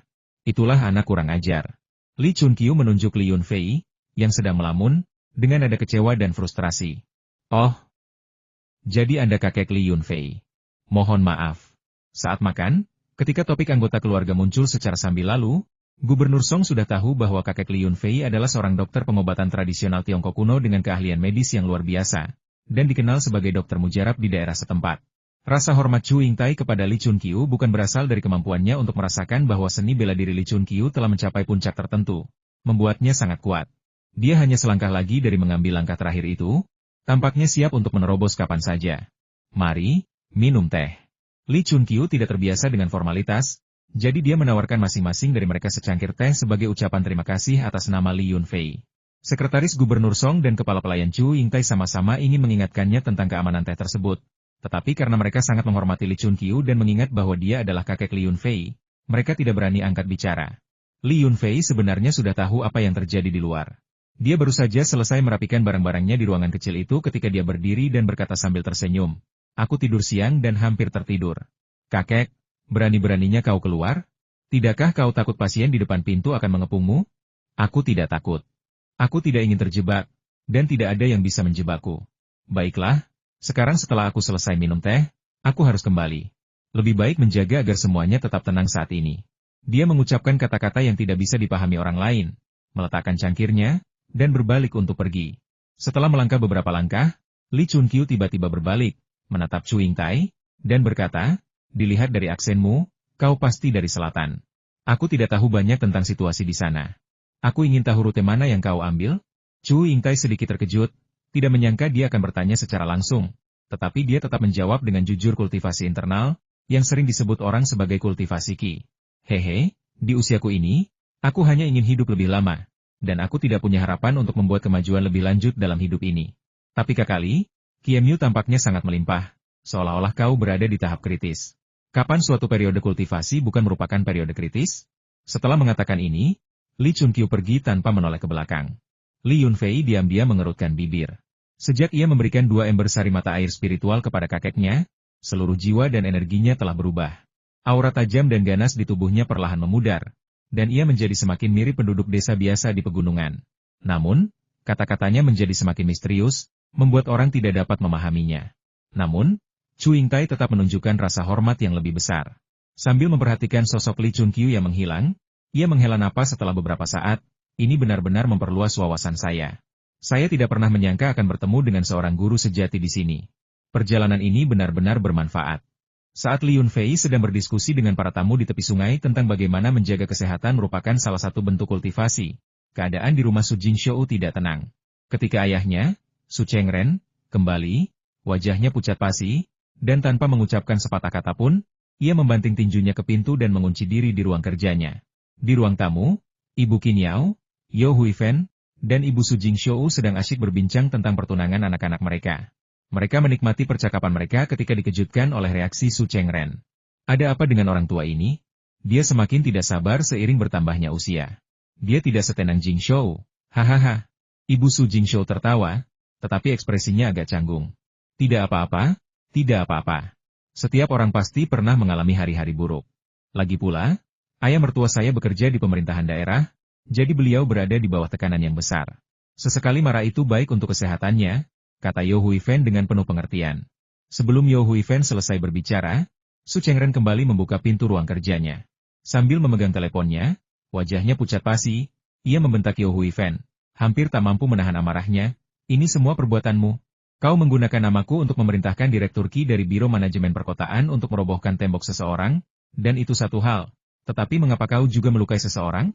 Sekarang setelah seseorang terluka, beberapa pemimpin akan mengajukan tuntutan pidana terhadap mereka yang terlibat. Tuntutan pidana. Kita berdua tidak bisa lolos sekarang. Direktur Ki sudah ditangkap. Dengan sifatnya yang bejat, apakah kau pikir dia akan diam saja? Mendengar itu, Yao Huifan langsung melompat dari sofa dan berteriak dengan suara melengking. Apa? Direktur Ki ditangkap?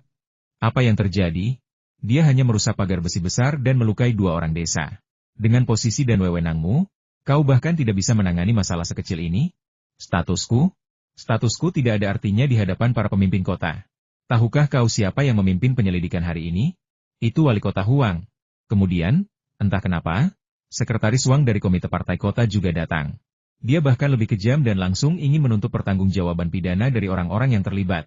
Su Chengren meraung, wajahnya merah padam dan lehernya menegang. Dia sepertinya tahu bahwa dia telah menyinggung seseorang yang seharusnya tidak dia singgung kali ini, dan dia melampiaskan semua amarahnya pada calon mertuanya. Apa? Wali kota dan sekretaris partai sama-sama menyelidiki ini? Ini? Dari mana Li Yunfei mendapatkan pengaruh sebesar itu? Yao Huifan sangat ketakutan sehingga ia langsung duduk kembali di sofa. Sambil berkata dengan panik, aku akan menelepon ayahku dan memintanya untuk bertanya kepada mahasiswa yang menjabat sebagai wakil wali kota di kota ini tentang apa yang sedang terjadi. Sambil berbicara, Yao Huifan mengeluarkan ponselnya dan dengan panik mencari nomor telepon. Dalam kepanikannya, dia bahkan tidak dapat menemukan nomor telepon ayahnya. Tepat saat itu, terdengar ketukan pintu yang tiba-tiba dan mendesak bang. Bang. Bang. Siapa itu? Su Chengren gemetar ketakutan dan memberi isyarat kepada istrinya yang juga ketakutan untuk membuka pintu. Adapun Yao Huifan, dia tidak lagi ingin memperhatikannya. Bahkan jika dia bertanya, apa bedanya? Mungkinkah wakil wali kota ini mengubah keputusan wali kota dan sekretaris? Buka pintunya. Kami adalah anggota staf Komisi Inspeksi Disiplin. Kami memiliki kasus yang membutuhkan kerja sama Anda dalam penyelidikan. Suara dari luar terdengar tegas. Bahkan jika tidak tegas sekalipun, para pejabat biasa akan ketakutan hanya dengan mendengar nama personel Komisi Inspeksi Disiplin yang datang ke kantor mereka. Su Chengren menjatuhkan diri ke lantai dingin dengan bunyi gedebuk, sama sekali tidak peduli dengan penampilannya, dan terus berteriak, sudah berakhir, aku celaka.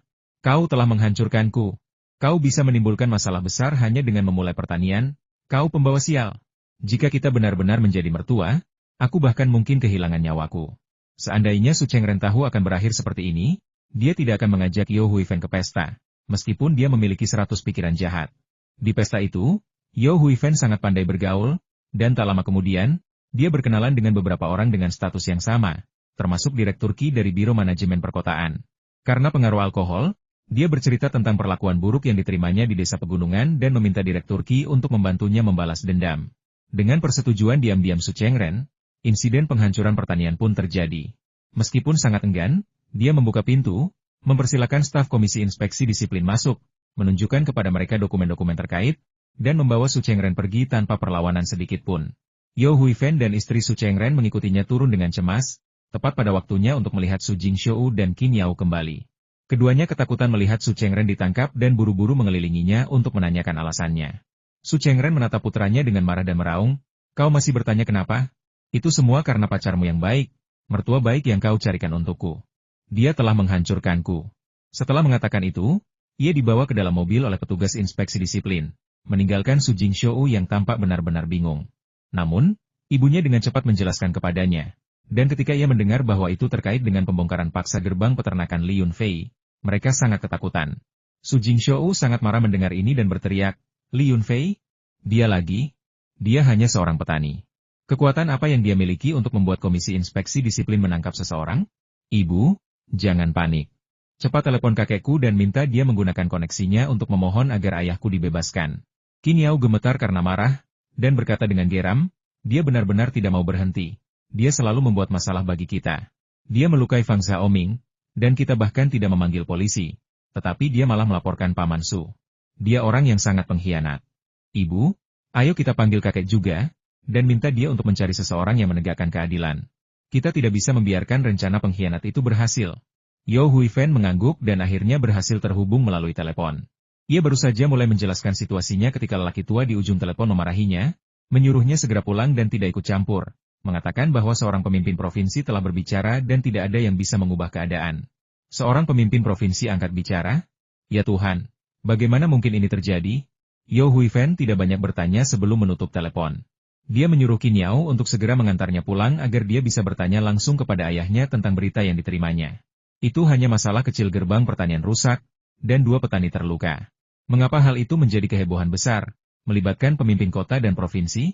Qin Yao mengantar ibunya, Yao Huifan, kembali ke kompleks keluarga di sekolah menengah pertama nomor 1 kabupaten. Kakek dari pihak ibunya adalah Yao Deping, mantan kepala sekolah, seorang tokoh yang sangat dihormati. Banyak muridnya memegang posisi penting, dan salah satu kenalannya adalah wakil wali kota yang hampir setiap tahun mengunjungi rumah mereka pada tanggal 15 Agustus. Begitu ia memarkir mobilnya di lantai bawah, beberapa petugas polisi langsung mengepungnya. Mereka pertama-tama menunjukkan lencana mereka dan berkata kepada Yao Huifan yang ketakutan, "Anda pasti Yao Huifan. Ini surat perintah penangkapan. Silakan ikut kami ke kantor polisi untuk menyelidiki kasus penyerangan yang disengaja." "Tidak, bukan aku tidak melakukan apapun." Pikiran Yao Huifan menjadi kosong. Kakinya lemas dan dia merapatkan kedua kakinya dengan erat. Seolah-olah dia sangat ingin buang air kecil dan tidak bisa menahannya apapun yang dia lakukan. Saat polisi menariknya keluar dari mobil, celananya sudah basah kuyup. Dia berteriak pada Qin Yao, "Anakku, cari kakekmu. Aku tidak bersalah. Aku tidak melakukan apapun. Keluarkan aku dari sini. Aku tidak mau masuk." Oh. Qin Yao juga terkejut. Dia tidak mengerti bagaimana polisi bisa begitu efisien. Meskipun dia tahu peran ibunya, dia tidak pernah membayangkan polisi akan datang ke rumahnya dan menangkapnya. Ketika Yao Huifan dibawa pergi oleh polisi, kepala sekolah tua Yao Deping menyaksikan dari jendela lantai atas, menghela napas panjang dengan perasaan tak berdaya. Karma itu ada. Meskipun mengatakan itu, ketika Qin Yao berlari ke atas dengan panik untuk meminta bantuannya, dia tetap menelan harga dirinya dan menelepon beberapa kerabat dan teman, meminta mereka untuk menjaga putrinya, Yao Huifan. Investigasi diselesaikan dengan sangat cepat. Sebelum gelap, Sekretaris Wang dan Wali Kota Huang, bersama staf mereka, secara pribadi mengunjungi Bapak dan Ibu Li Chengwen di kamar rumah sakit mereka di Rumah Sakit Keamanan Publik untuk menyampaikan belasungkawa yang mendalam. Selama percakapan, mereka mengungkapkan simpati dan kemarahan atas penderitaan mereka, dan menyatakan di tempat bahwa mereka pasti akan menuntut pertanggungjawaban hukum dari pihak-pihak yang terlibat, meyakinkan mereka akan ketenangan pikiran dan meminta mereka untuk terus mengikuti perkembangan investigasi.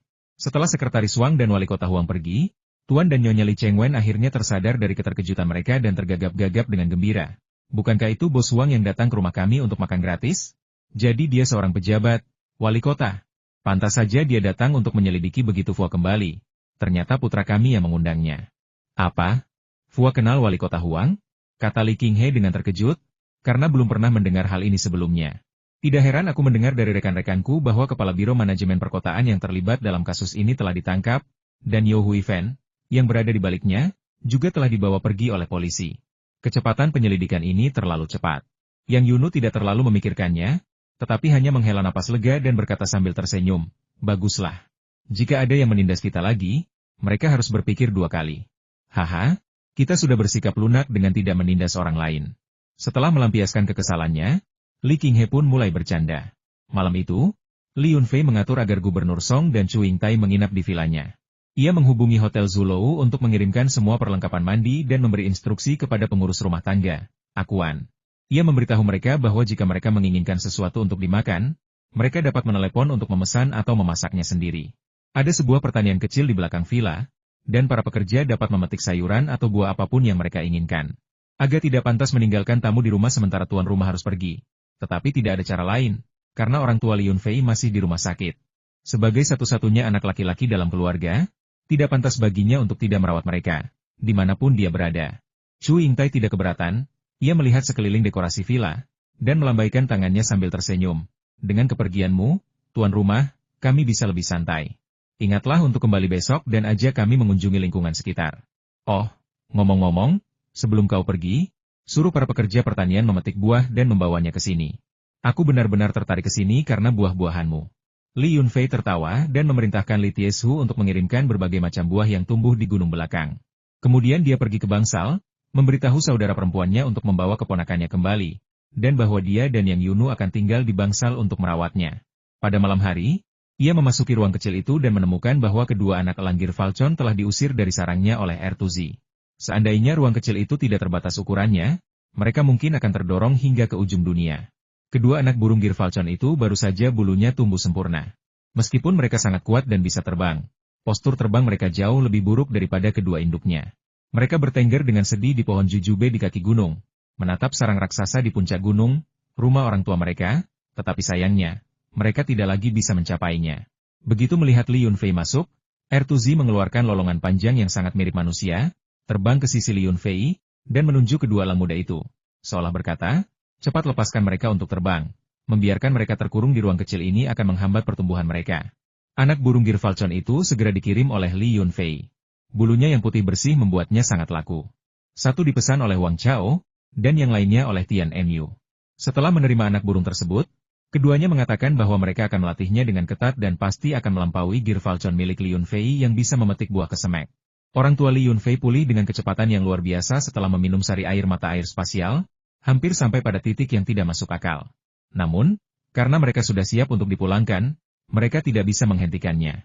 Mereka bahkan tidak meminta Li Yunfei untuk membayar biaya pengobatan mereka, dengan mengatakan bahwa mereka tidak hanya tidak akan membebankan biaya, tetapi kompensasi medis yang relevan akan diberikan kepada mereka setelah masalah tersebut diselidiki. Memiliki koneksi di tempat tinggi membuat segalanya lebih mudah. Li Yunfei merasakan perubahan dalam 2 hari terakhir. Tidak hanya seorang wakil presiden yang memimpin tim untuk melakukan kunjungan rutin, tetapi layanan perawat juga sangat baik. Alasannya jelas tanpa perlu dipikirkan. Setelah kembali ke Li Jiashai, orang tuanya pindah ke rumah tua itu. Meskipun mereka sudah pulih sepenuhnya, mereka tetap perlu beristirahat beberapa hari lagi. Yang Yunu tidak masuk kerja selama beberapa hari terakhir. Dengan ada orang lain yang mengurus urusan perusahaan, dia senang memiliki waktu luang.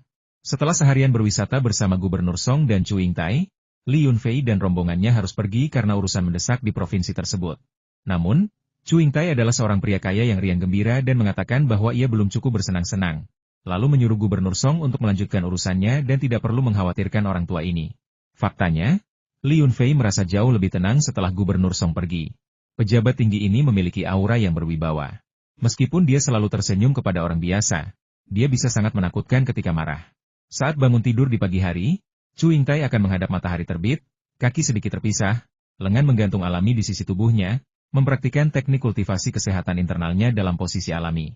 Sebelumnya, beberapa orang menyebutnya Qigong, tetapi kemudian reputasi Qigong menjadi terlalu tercoreng, sehingga beberapa aliran ortodoks di selatan mulai menyebutnya teknik kultivasi kesehatan internal, dan beberapa aliran yang benar-benar terampil juga menyebutnya sebagai kekuatan internal. Kemarin, kakek Chu mengobrol dengannya, mengatakan bahwa dalam beberapa hari terakhir, dia tiba-tiba merasakan aliran Qi yang kuat, dan setelah puluhan tahun berlatih seni bela diri internal, dia akhirnya akan memasuki tempat suci bagian dalam. Karena itu, dia tidak mengikuti Gubernur Song ketika dia pergi. Li Yunfei pergi mengajak anjingnya jalan-jalan dan berolahraga lari, yang tidak mengganggu latihan Chu Yingtai. Belakangan ini ia banyak berpikir tentang makna seni bela diri eksternal dan internal. Misalnya, kakak senior Yin Sueyan, Fang Xiaoming, konon merupakan tokoh terkenal di dunia seni bela diri dengan kemampuan seni bela diri yang tinggi di kalangan generasi muda. Namun, setinggi apapun kemampuan seni bela dirinya, ia tetap dikalahkan oleh kekuatan fisiknya sendiri. Apa gunanya berlatih seni bela diri selama bertahun-tahun? Kesimpulannya, Li Yunfei memutuskan bahwa tidak ada gunanya berlatih bela diri. Dia sebaiknya minum lebih banyak air dari mata air angkasa. Adapun lari setiap pagi, itu hanya kebiasaan, dan dia juga perlu melepaskan kelebihan energi. Sama seperti sepupuku yang Yunu, dia sangat bingung akhir-akhir ini. Karena dia minum 2 cangkir tambahan sari mata air ruang angkasa, dia tidak berlatih bela diri selama 2 hari terakhir. Dia hanya merawat calon ayah mertua dan ibu mertuanya, tetapi dia merasa kemampuan bela dirinya telah meningkat pesat. Dia merasa memiliki kekuatan yang tak habis-habisnya, dan kulitnya menjadi semakin halus. Seluruh penampilannya benar-benar diperbarui. Menurut 3 tingkatan seni bela diri, dia sudah lama mencapai puncak Mingjin. Tetapi sekarang, tanpa alasan yang jelas, dia telah melangkah setengah jalan ke ranah Anjin. Hari ini, dia sudah tanpa sengaja memecahkan 3 cangkir. Chen Xiuzi mengira dia kelelahan dan segera menyuruhnya beristirahat sejenak. Berjanji akan meminta Li Yunfei membuatkannya semangkuk sup ayam untuk menyehatkan tubuhnya. Yang Yunu dengan cepat berkata bahwa itu bukan apa-apa, hanya saja tangan dan kakinya sedang tidak terkendali hari ini, kadang terlalu kuat dan kadang terlalu lemah. Chen Xiuzi lahir di Chenjiagou dan tidak pernah belajar seni bela diri, tetapi dia memiliki banyak pengalaman. Jika dia benar-benar hampir mencapai terobosan, dia perlu lebih banyak beristirahat. Li Yunfei menemani Chu Yingtai. mengatakan bahwa ia ingin meminta bimbingan kakeknya. Melihat para pasien mengantre di depan pintu, ia juga ingin ikut bergabung. Namun, Tuan Tua Chu tidak terlalu sabar. Setelah menunggu beberapa saat, ia merasa bosan dan ingin Liyun Fei masuk melalui pintu belakang untuk memberi hormat. Guru Tuali telah melihatnya, tetapi dia agak tidak sabar. Dia berkata bahwa jika Anda telah memahaminya, Anda telah memahaminya. Kesuksesan datang secara alami dengan latihan yang cukup.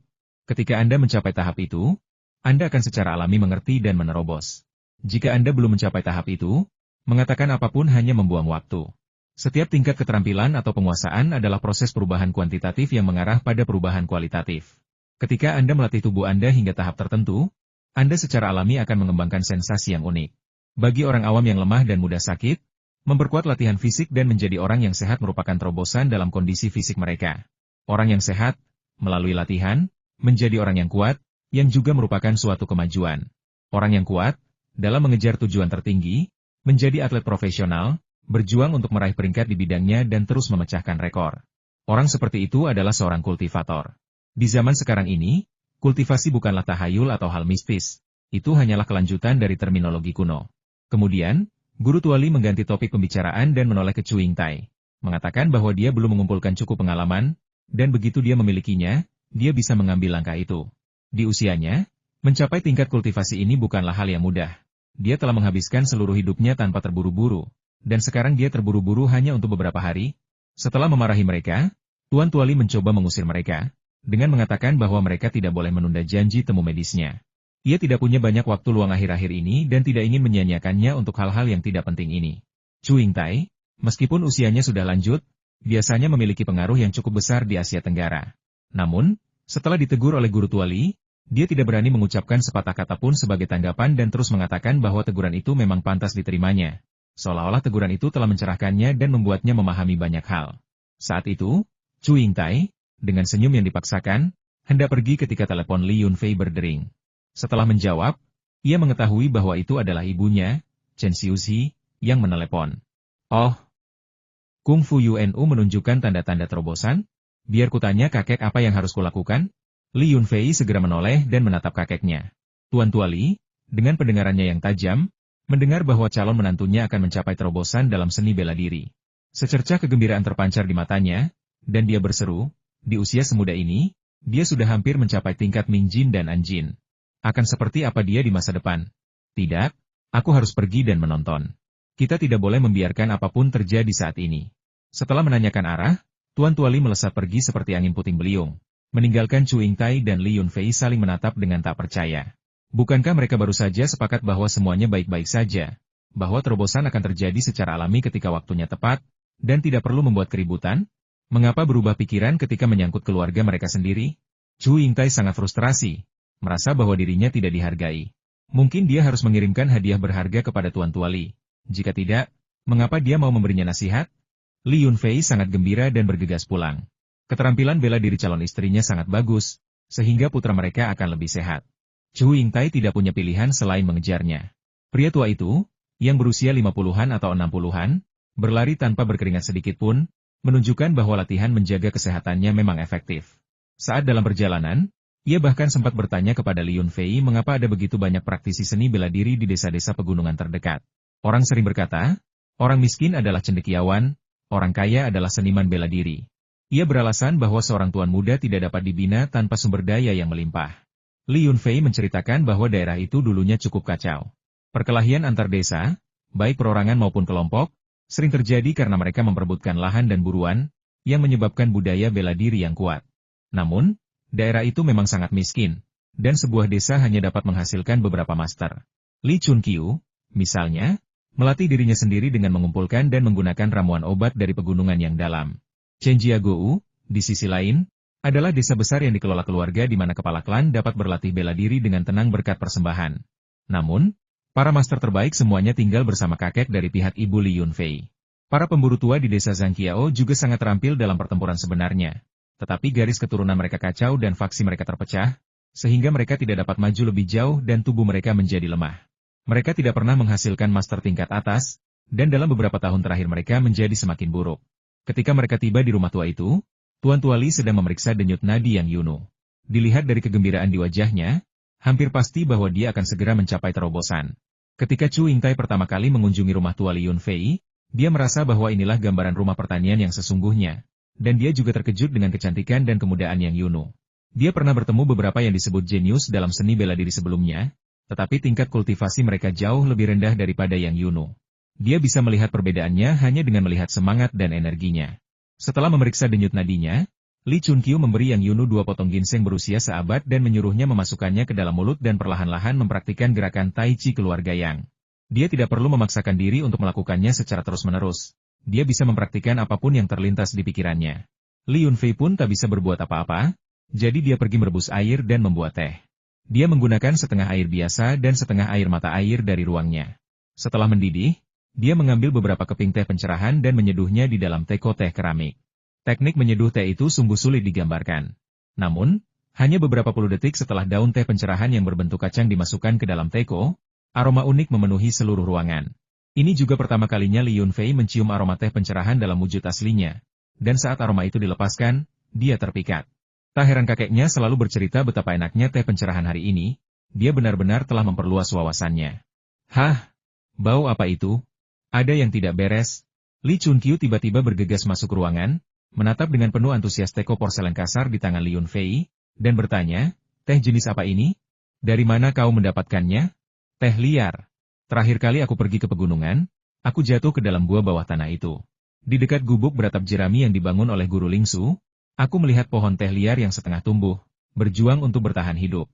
Sinar matahari di tempat itu sangat sedikit, sungguh keajaiban pohon teh itu bisa bertahan hidup. Karena penasaran, aku memasukkan pohon teh kecil itu ke dalam ranselku dan membawanya pulang.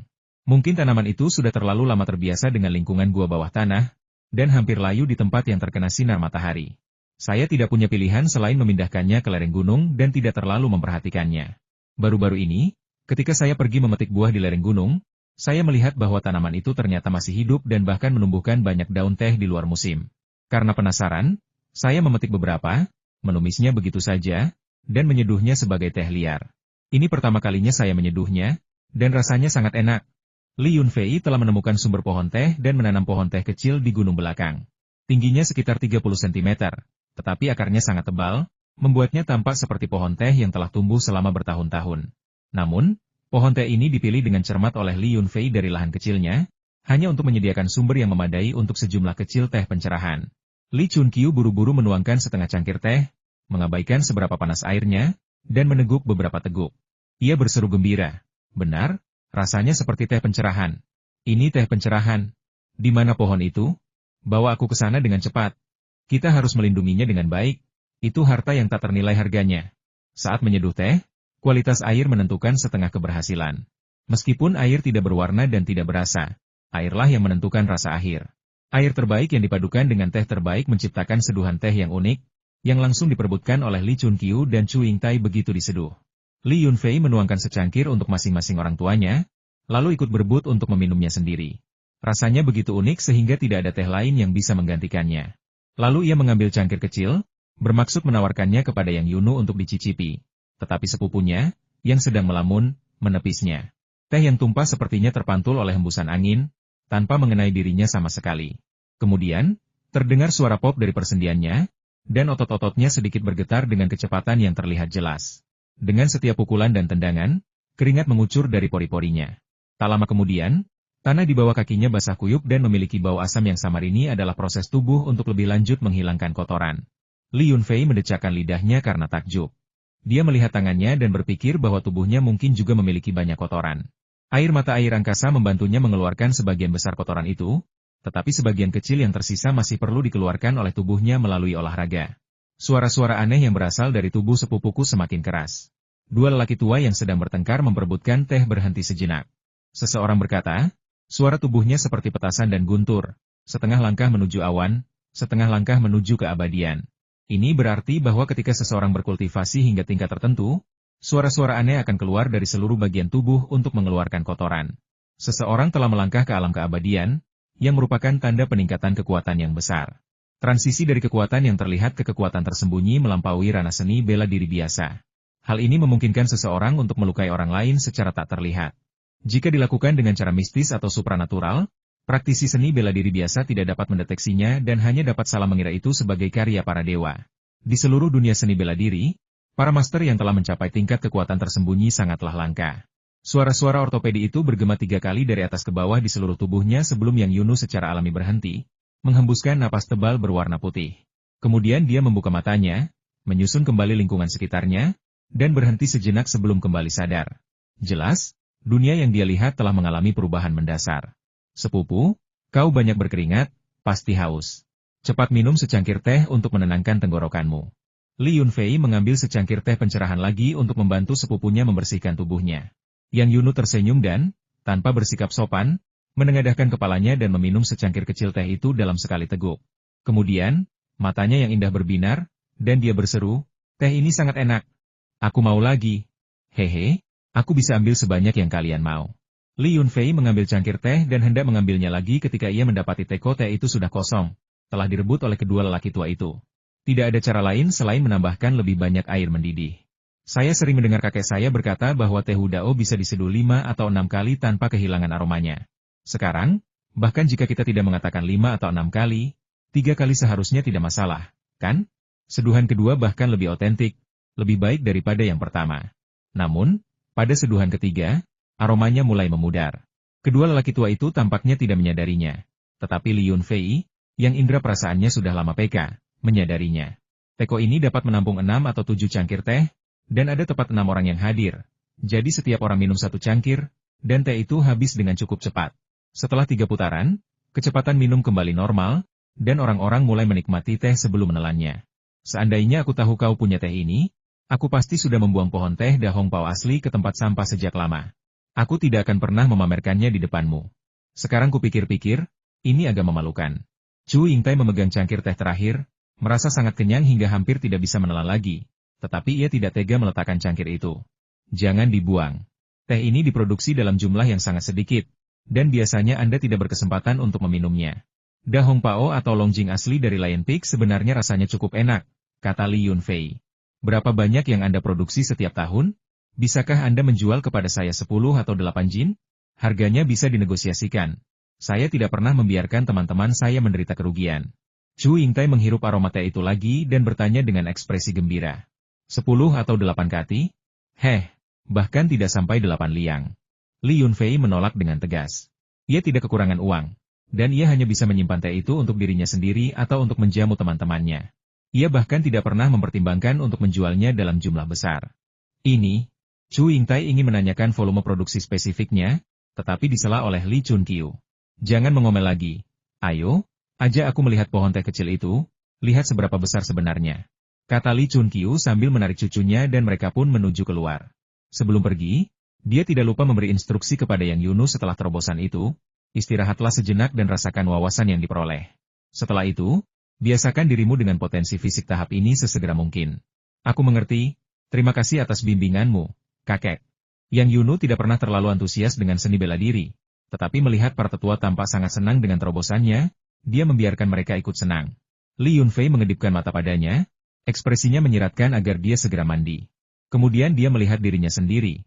Pakaiannya basah kuyup. Meskipun tidak transparan, pakaian ketat itu menonjolkan bentuk tubuhnya yang indah, membuatnya tampak sangat memikat. Yang Yunu merasa sangat malu dan buru-buru berlari masuk ke dalam rumah, tidak berani menunjukkan wajahnya. Li Yunfei memimpin kedua orang tua itu ke kebun di belakang gunung dan menemukan pohon teh kecil. Tingginya hanya setengah tinggi orang. Hanya memiliki 7 atau 8 cabang, dan hampir semua daunnya telah dipetik. Li Chunqiu sangat cemas sehingga dia mengelilingi pohon teh itu beberapa kali, berulang kali mengatakan bahwa Li Yunfei boros. Beraninya dia memetik semua daun dari pohon teh sekecil itu? Bukankah dia takut membunuh pohon teh itu dengan menguras sumber dayanya? Ketika Chu Yingtai melihat pohon teh kecil itu, dia langsung kehilangan harapan, karena hasil panen tahunan pohon teh ini diragukan, apalagi 8 kati atau 8 tael, bahkan 8 kian pun akan menjadi masalah. Namun, kata-kata Li Yunfei membangkitkan kembali semangatnya. Jangan khawatir, tanaman ini sangat tangguh. Setelah dipetik, daun baru akan tumbuh kembali dalam beberapa hari. Musim apapun, badai salju, atau hujan salju lebat, itu tidak akan memengaruhi pertumbuhannya. Jangan salahkan saya, ini hanya tebakan, karena saya sudah memetiknya 3 kali musim gugur ini, dan setiap beberapa hari sekali muncul sekelompok daun baru. Lihat di sini, bukankah sudah ada beberapa tunas baru yang tumbuh? Barulah setelah Li Yunfei menunjukkannya, kedua orang tua itu menyadari keanehan tersebut.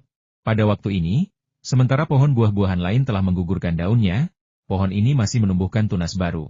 Jika mereka tidak melihatnya dengan mata kepala sendiri, mereka tidak akan pernah mempercayainya. Apakah ini masih pohon teh? Li Chunqiu sangat menyayangi pohon teh ini. Jika dia tidak takut membunuhnya dengan memindahkannya, dia pasti sudah memindahkannya pulang malam ini juga. Dia berulang kali berpesan kepada Li Yunfei untuk merawatnya dengan baik dan tidak membiarkannya mati. Tahun depan, dia akan mencoba memperbanyak beberapa bibit lagi. Chu Yingtai kemudian menyadari bahwa ia telah berkeringat deras dan merasa lengket di sekujur tubuhnya. Setelah mengucapkan beberapa patah kata lagi, ia mengikuti Li Yunfei kembali ke villa. Ia tidak menyadari bawaannya itu, tetapi kepala pelayan, Akuan, berseru kaget saat melihatnya. "Tuan, Anda dari mana saja? Mengapa bau Anda asam sekali? Seperti saat Anda pertama kali mencapai terobosan dalam seni bela diri Anda." Setelah mendengar kata-kata Akuan, Chu Yingtai mengendus ketiaknya dengan senang hati, lalu bergegas ke kamar mandi dengan penuh semangat. Tak lama kemudian, raungan gembira bergema dari dalam. Untuk seorang lelaki tua yang masih memiliki energi untuk mengeluarkan teriakan sekeras itu, fisiknya memang sangat terjaga dengan baik. Li Yunfei tersenyum, tidak menganggapnya serius. Teh itu, yang awalnya disiapkan dengan air dari mata air spasialnya untuk keluarganya, akhirnya dinikmati olehnya sebuah takdir yang tak terduga, pikirnya.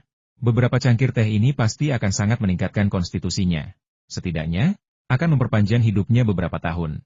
Adapun energi internalnya, itu terlalu misterius. Li Yunfei masih percaya pada teori kakeknya apapun yang dikultivasi seseorang. Mencapai tahap tertentu pasti akan mengarah pada peningkatan. Seni bela diri internal untuk menjaga kesehatan terutama berfokus pada pengembangan Qi, dengan faktor psikologis juga berperan. Dikatakan bahwa ada sirkulasi Qi di dalam tubuh, dan dengan latihan yang berkepanjangan, seseorang akan merasakan sensasi Qi, yang membantu mengeluarkan kotoran dan racun. Dengan sugesti yang konsisten, pikiran bawah sadar secara alami menginduksi penyesuaian halus dalam tubuh, sehingga mencapai tujuan memelihara kehidupan melalui Qi. Ini mirip dengan efek placebo dalam eksperimen ilmiah medis, yang menunjukkan tingkat efektivitas tertentu. Adapun mengenai aliran atau metode kultivasi energi internal tertentu, Li Yunfei sendiri belum pernah mengenalnya, apalagi mempelajarinya. Meskipun ia telah mendengar banyak rumor serupa, ia tidak benar-benar mempercayainya.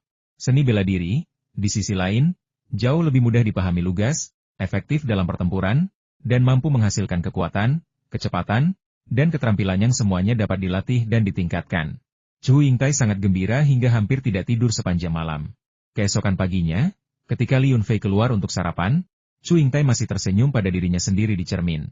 Kerutan di wajahnya secara ajaib telah banyak menghilang. Artinya, secara kasat mata, ia tampak jauh lebih muda dalam semalam. Efeknya tidak terlalu terlihat. Mustahil untuk mencapai hal ini hanya dengan meminum sedikit air dari mata air spasial. Fakta bahwa hal itu sangat jelas pada Chu Yingtai menunjukkan bahwa kultivasinya juga telah berkembang, menciptakan efek ganda yang memungkinkan hal ini terjadi. Namun, Chu Yingtai tampaknya mengaitkan semua manfaat tersebut dengan beberapa cangkir teh itu, dan dalam benaknya menganggap teh pencerahan sebagai teh surgawi. Di meja makan, ia menggunakan berbagai cara untuk menanyakan berapa banyak teh pencerahan yang tersisa milik Li Yunfei. Ia ingin membelinya, berapapun jumlahnya, dan bersedia menyebutkan harganya, bahkan jika harganya lebih mahal daripada batu giok hijau kekaisaran itu. Li Yunfei mengabaikannya dan langsung membahas rencana hari ini. Kita sepakat 2 hari yang lalu bahwa kita akan pergi ke sekolah menengah di kota ini hari ini.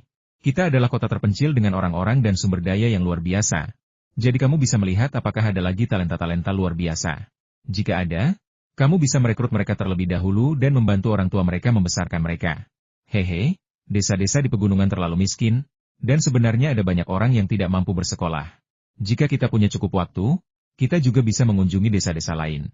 Hahaha, mudah sekali mengatakannya. Kalau kau mau aku menyumbang, katakan saja. Aku tidak sepicik itu. Ayo, kita menyumbang dulu, lalu kita bisa melanjutkan pembicaraan tentang teh. Chu Yingtai tak bisa berhenti membicarakan teh, ia rela membayar mahal untuk itu. Sarapan disiapkan oleh Akuan, seorang kepala pelayan yang benar-benar serba bisa. Kepala pelayan dan pengawal tidak diperbolehkan duduk bersama saat majikan mereka makan. Oleh karena itu, mereka hanya bisa makan setelah Li Yunfei dan Chu Yingtai pergi. Bukan karena Chu Yingtai terlalu ketat, tetapi lebih karena itu adalah kebiasaan setempat antara majikan dan pelayan. Melanggar aturan akan membuat seseorang menjadi bahan tertawaan. Li Yunfei tidak memberitahu pejabat kota, atau bahkan kepala sekolah menengah. Sekolah menengah ini sebenarnya mencakup bagian sekolah dasar, tetapi kota itu hanya terdiri dari sekitar 10 desa pegunungan, dan selain terpencil, banyak penduduk tidak mampu bersekolah.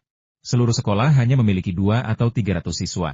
Jika dibagi di antara siswa di setiap kelas, jumlahnya sangat sedikit. Namun, seperti semua kota miskin, terdapat lebih banyak siswa di bagian sekolah dasar dan lebih sedikit di bagian sekolah menengah, terutama siswa kelas 9, yang sudah mampu membantu keluarga mereka dengan pekerjaan rumah tangga dan bahkan bekerja. Hanya ada sekitar selusin siswa di seluruh kelas 9, menjadikannya kelas terkecil.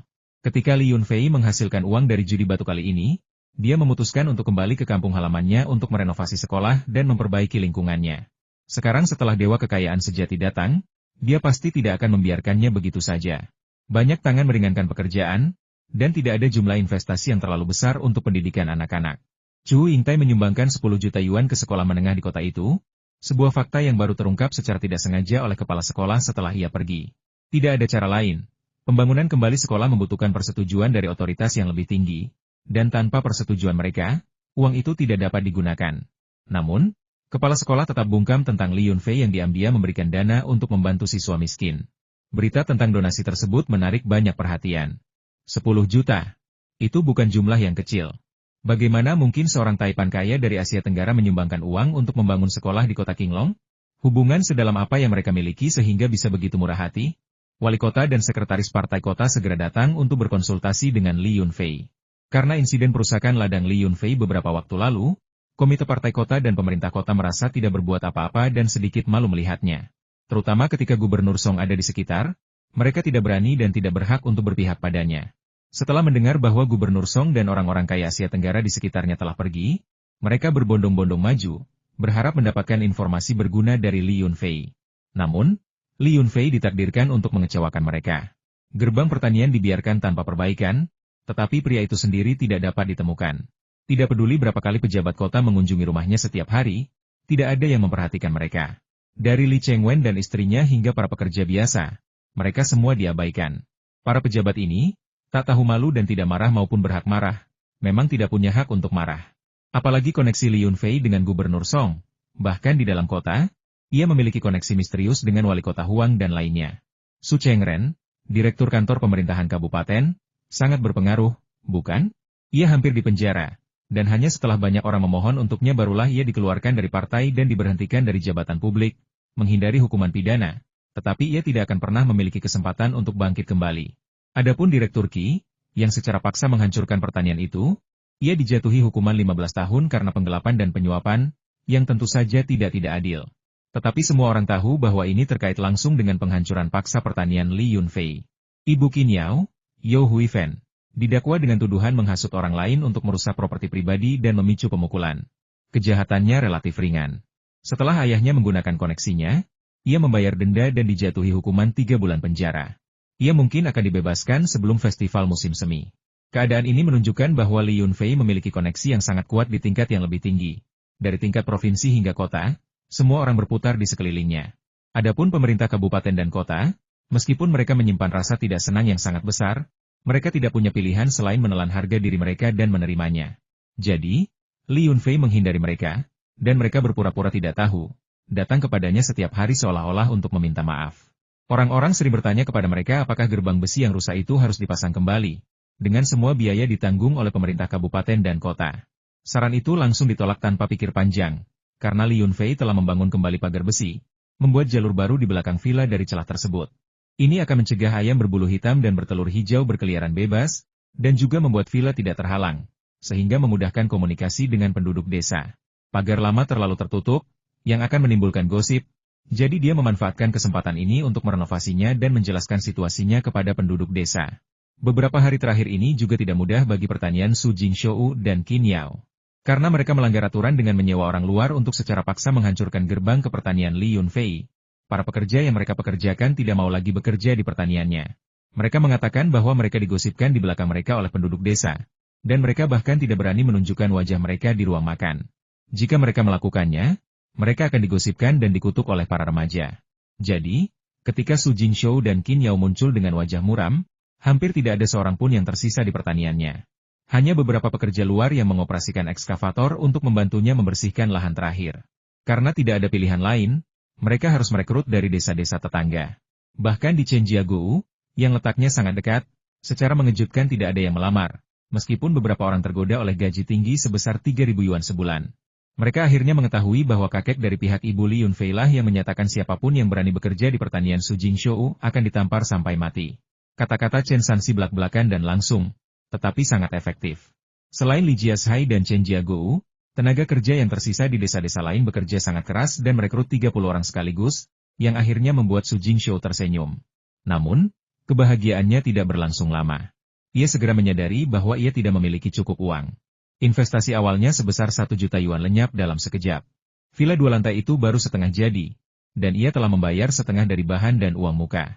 Setelah menghitung pengeluaran lain-lain, ia hanya memiliki sedikit lebih dari 10.000 yuan tersisa. Hampir tidak cukup untuk membayar upah 1 bulan. Jika tidak ada penghasilan bulan depan, bukan hanya para pekerja yang harus diberhentikan, tetapi pembangunan villa juga harus dihentikan. Li Yunfei tidak menyadari kesulitan yang dihadapinya. Tetapi setiap pagi ketika ia mengajak anjing buruannya berlari, ia akan menggelengkan kepala ketika melihat sayuran di ladang Su Jingshou tidak setinggi gulma. Kecepatan para pekerja mencabuti gulma tidak dapat mengimbangi kecepatan pertumbuhan gulma yang liar. Begitu satu petak dibersihkan dari gulma, petak lain tumbuh kembali. Sebelum gulma di sana habis, gulma telah menutupi sayuran di sisi lain. Membersihkan gulma tidaklah mudah, dan membersihkan lahan juga tidaklah mudah. Li Yunfei hanya menggelengkan kepalanya, menunjukkan ketidakpedulian sama sekali. Karena kedua keluarga telah mencapai titik ini, tidak ada ruang untuk rekonsiliasi. Dia baru saja mendapatkan sejumlah uang, tetapi dia tidak terlalu antusias untuk mendapatkannya. Setelah menyaksikan terobosan Chu Yingtai, pemahamannya tentang dunia telah bergeser secara halus. Baik itu praktisi seni bela diri yang fokus pada keterampilan eksternal atau kultivator spiritual yang mengembangkan kesejahteraan batin. Mereka semua tampaknya memiliki sistem teoretis mereka sendiri untuk memahami kehidupan. Malam itu juga, setelah kembali dari kegiatan donasi, terdengar geraman panjang dan rendah dari kamar tidur Chu Yingtai, diikuti oleh suara napas masuk dan keluar, seperti alat peniup udara yang rusak, yang berulang beberapa kali sebelum perlahan mereda.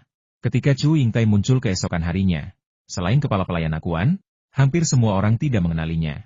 Pria tua ini benar-benar menjadi lebih muda lebih dari 10 tahun, mencapai penuaan terbalik yang sesungguhnya.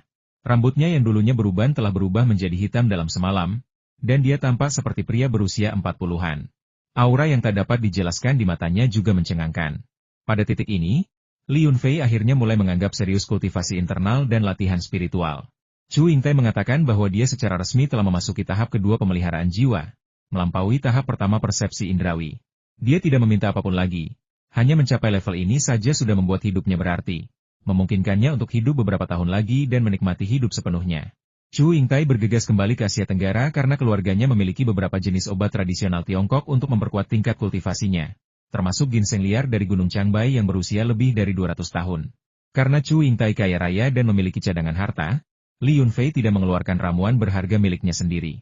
Saat mengantar Chu Yingtai pergi, ia berjanji akan menyisakan sebagian untuknya ketika ia telah mendapatkan teh pencerahan. Setelah Chu Yingtai pergi, Li Yunfei mulai mengasingkan diri dan membaca. Dia membolak-balik kamus Kangxi dan dapat mengenali sebagian besar aksara Tionghoa tradisional.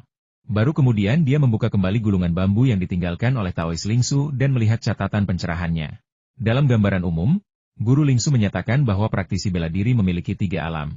Ketika tubuh fisik mencapai kekuatan puncaknya, ia akan melampaui batasan seorang praktisi bela diri. Alam transformasi adalah alam alami di mana kekuatan yang digunakan melebihi jangkauan kekuatan biasa.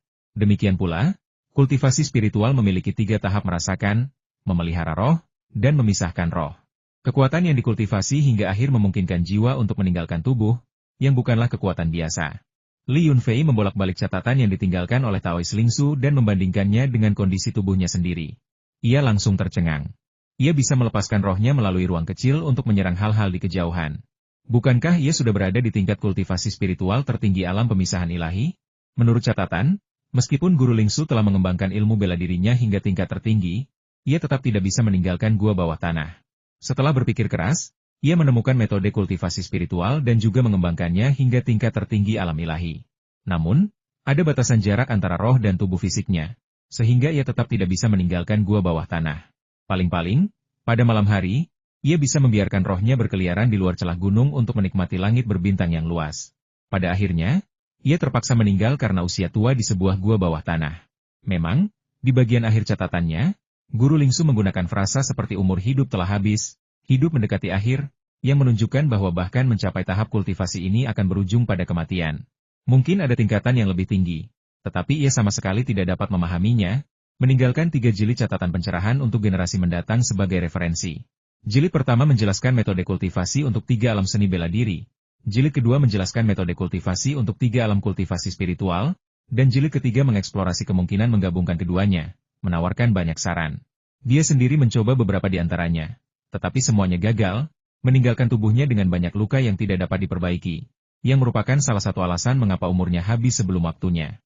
Li Yunfei untuk sementara tidak tertarik pada jilid pertama, tetapi jilid kedua berisi metode untuk meningkatkan kekuatan spiritual, memungkinkan jiwa spiritual untuk lebih terlepas dari tubuh fisik dan dengan demikian meningkatkan kekuatan serangan. Jiwa spiritual, juga dikenal sebagai tubuh roh, adalah kekuatan tak berwujud dan tak terlihat yang dapat diwujudkan melalui metode khusus. Li Yunfei telah menggunakan tubuh spiritualnya untuk menangkap ikan dan menyerang orang, dengan hasil luar biasa yang sulit dideteksi oleh orang biasa. Awalnya, dia mengira ini adalah kemampuan unik dari ruang kecil, tetapi ternyata efek serupa dapat dicapai melalui kultivasi normal, yang membuatnya merasa cemas. Chu Yingtai telah memberitahunya bahwa setelah mencapai tahap kedua kultivasi spiritual, seseorang dapat memanfaatkan kekuatan jiwa untuk mencapai efek khusus tertentu. Adapun tahap ketiga, yaitu membiarkan jiwa meninggalkan tubuh, itu adalah teknik yang dikhususkan untuk para master legendaris. Meskipun master seperti itu sangat langka, mereka pasti ada. Karena bahkan master seni bela diri seperti Li Chunqiu, yang mencapai alam ketiga, telah muncul, akan lebih mungkin lagi bahwa master kultivasi spiritual di alam ketiga akan muncul. Memikirkan hal ini, Li Yunfei kembali tersenyum getir. Kakeknya mengatakan bahwa ia telah memasuki alam ketiga, tetapi setelah menunggu selama sebulan, masih belum ada kemajuan. Untuk membantu kakeknya menjadi ahli super, ia mengirimkan 2 ember lagi esensi air mata air spasial kemarin. Li Yunfei benar-benar berusaha keras untuk memiliki pendukung yang kuat. Desa ini ramai sekali hari ini, aku penasaran apa yang terjadi. Tong Tong dan Mao Mao sudah bolak-balik beberapa kali, berganti pakaian dan membawa buah. Sekarang mereka kembali lagi, mengatakan kepala desa ingin bertemu Li Yunfei di kantor desa. Li Yunfei telah merenungkan masalah-masalah penting terkait kultivasi beberapa hari terakhir ini, sehingga ponselnya mati. Ketika dia mendengar bahwa kepala desa mencarinya, dia bertanya kepada kedua anak itu apa yang terjadi. Tong Tong dengan antusias menjawab, sebuah kru film datang dan mengatakan mereka sedang syuting film di sini. Mereka bilang semua orang di desa kita bisa tampil di TV. Jadi semua orang sangat senang. Kepala desa sepertinya meminta Anda untuk menyediakan akomodasi gratis atau semacamnya untuk kru film itu. Mau segera berteriak, tidak, tidak. Kepala desa mengatakan kalian akan membuat acara TV untuk mempromosikan desa kita dan menarik wisatawan. Sulit untuk mendengar kedua anak itu menjelaskan peristiwa yang kompleks dan lengkap, jadi Li Yunfei memegang tangan salah satu dari mereka dan membawanya ke panitia desa untuk meminta klarifikasi. Li Yunfei, bersama kedua anaknya, bergegas ke kantor panitia desa. Ia mengira itu adalah kru film besar atau sutradara terkenal. Tetapi ketika sampai di sana, ia menyadari itu hanyalah sutradara baru dengan sekelompok aktor muda yang dipilih dari internet, sedang syuting serial web bertema mitologi, tepatnya. Sutradara itu berusia sekitar 30-an, cukup tampan, dan sangat sopan. Konon dia dulunya seorang aktor, tetapi mungkin tidak begitu sukses. Sekarang, dengan janggutnya yang lebat, Li Yunfei hampir tidak mengenalinya. Sebagian besar orang yang tiba hari ini adalah anggota kru, para aktor utama belum semuanya tiba. Namun, sutradara Ruan menjadi semakin antusias ketika mendengar bahwa Li Yunfei adalah orang terkaya di desa itu, memiliki hotel beratap bambu dan baru-baru ini bersiap untuk membuka restoran terbesar. Dia menjelaskan bahwa kru tidak dapat melakukannya tanpa dukungan Li Yunfei jika mereka ingin tinggal dan makan dengan nyaman di desa itu. Li Yunfei bertanya kepada sutradara Ruan mengapa ia berpikir untuk syuting serial web di kota Qinglong. Sutradara menjawab bahwa itu karena banyak foto pemandangan kota Qinglong yang beredar online, dan foto-foto itu sangat indah, sangat mirip dengan negeri dongeng fantasi. Sebagai latar untuk drama fantasi, tempat itu sangat cocok. Jadi dia menemukan mitra dan mereka bersama-sama berinvestasi dalam serial web tersebut. Mereka telah menandatangani kontrak dengan jaringan video terbesar di Tiongkok, dan serial itu akan ditayangkan segera setelah selesai syuting. Ternyata pria ini juga salah satu investornya. Pantas saja mereka membiarkannya ikut campur. Efek khusus untuk drama mitologi sangat mahal. Jika mereka tidak menghemat biaya efek khusus, pengalaman menonton akan terlalu buruk dan palsu, yang pada akhirnya menghasilkan serangkaian drama yang buruk. Menyadari kebingungan Li Yunfei, sutradara Ruan menjelaskan sambil tersenyum. Ada banyak jenis drama web, dan banyak jenis drama mitologi. Kami di industri drama web terutama membuat drama yang ringan dan lucu, jadi efek spesialnya agak kurang, tetapi penonton dapat menerimanya. Li Yunfei tidak peduli dengan kualitas serial webnya. Dia menatap kepala desa, Li Tianlai, dan bertanya mengapa dia dipanggil ke sini. Kepala desa tersenyum dan berkata, saya dan sutradara Ruan baru saja mengobrol. Beliau mengatakan dapat membantu mempromosikan pariwisata di desa kami. Saya dan Luo Peng mendiskusikannya dan menganggapnya layak. Jadi kami memanggil Anda untuk membahasnya lebih lanjut. Karena kru film berada di desa kami dapat menawarkan beberapa pilihan akomodasi. Bagaimana menurut Anda? Menyediakan akomodasi yang sesuai itu bagus. Ini situasi yang menguntungkan semua pihak.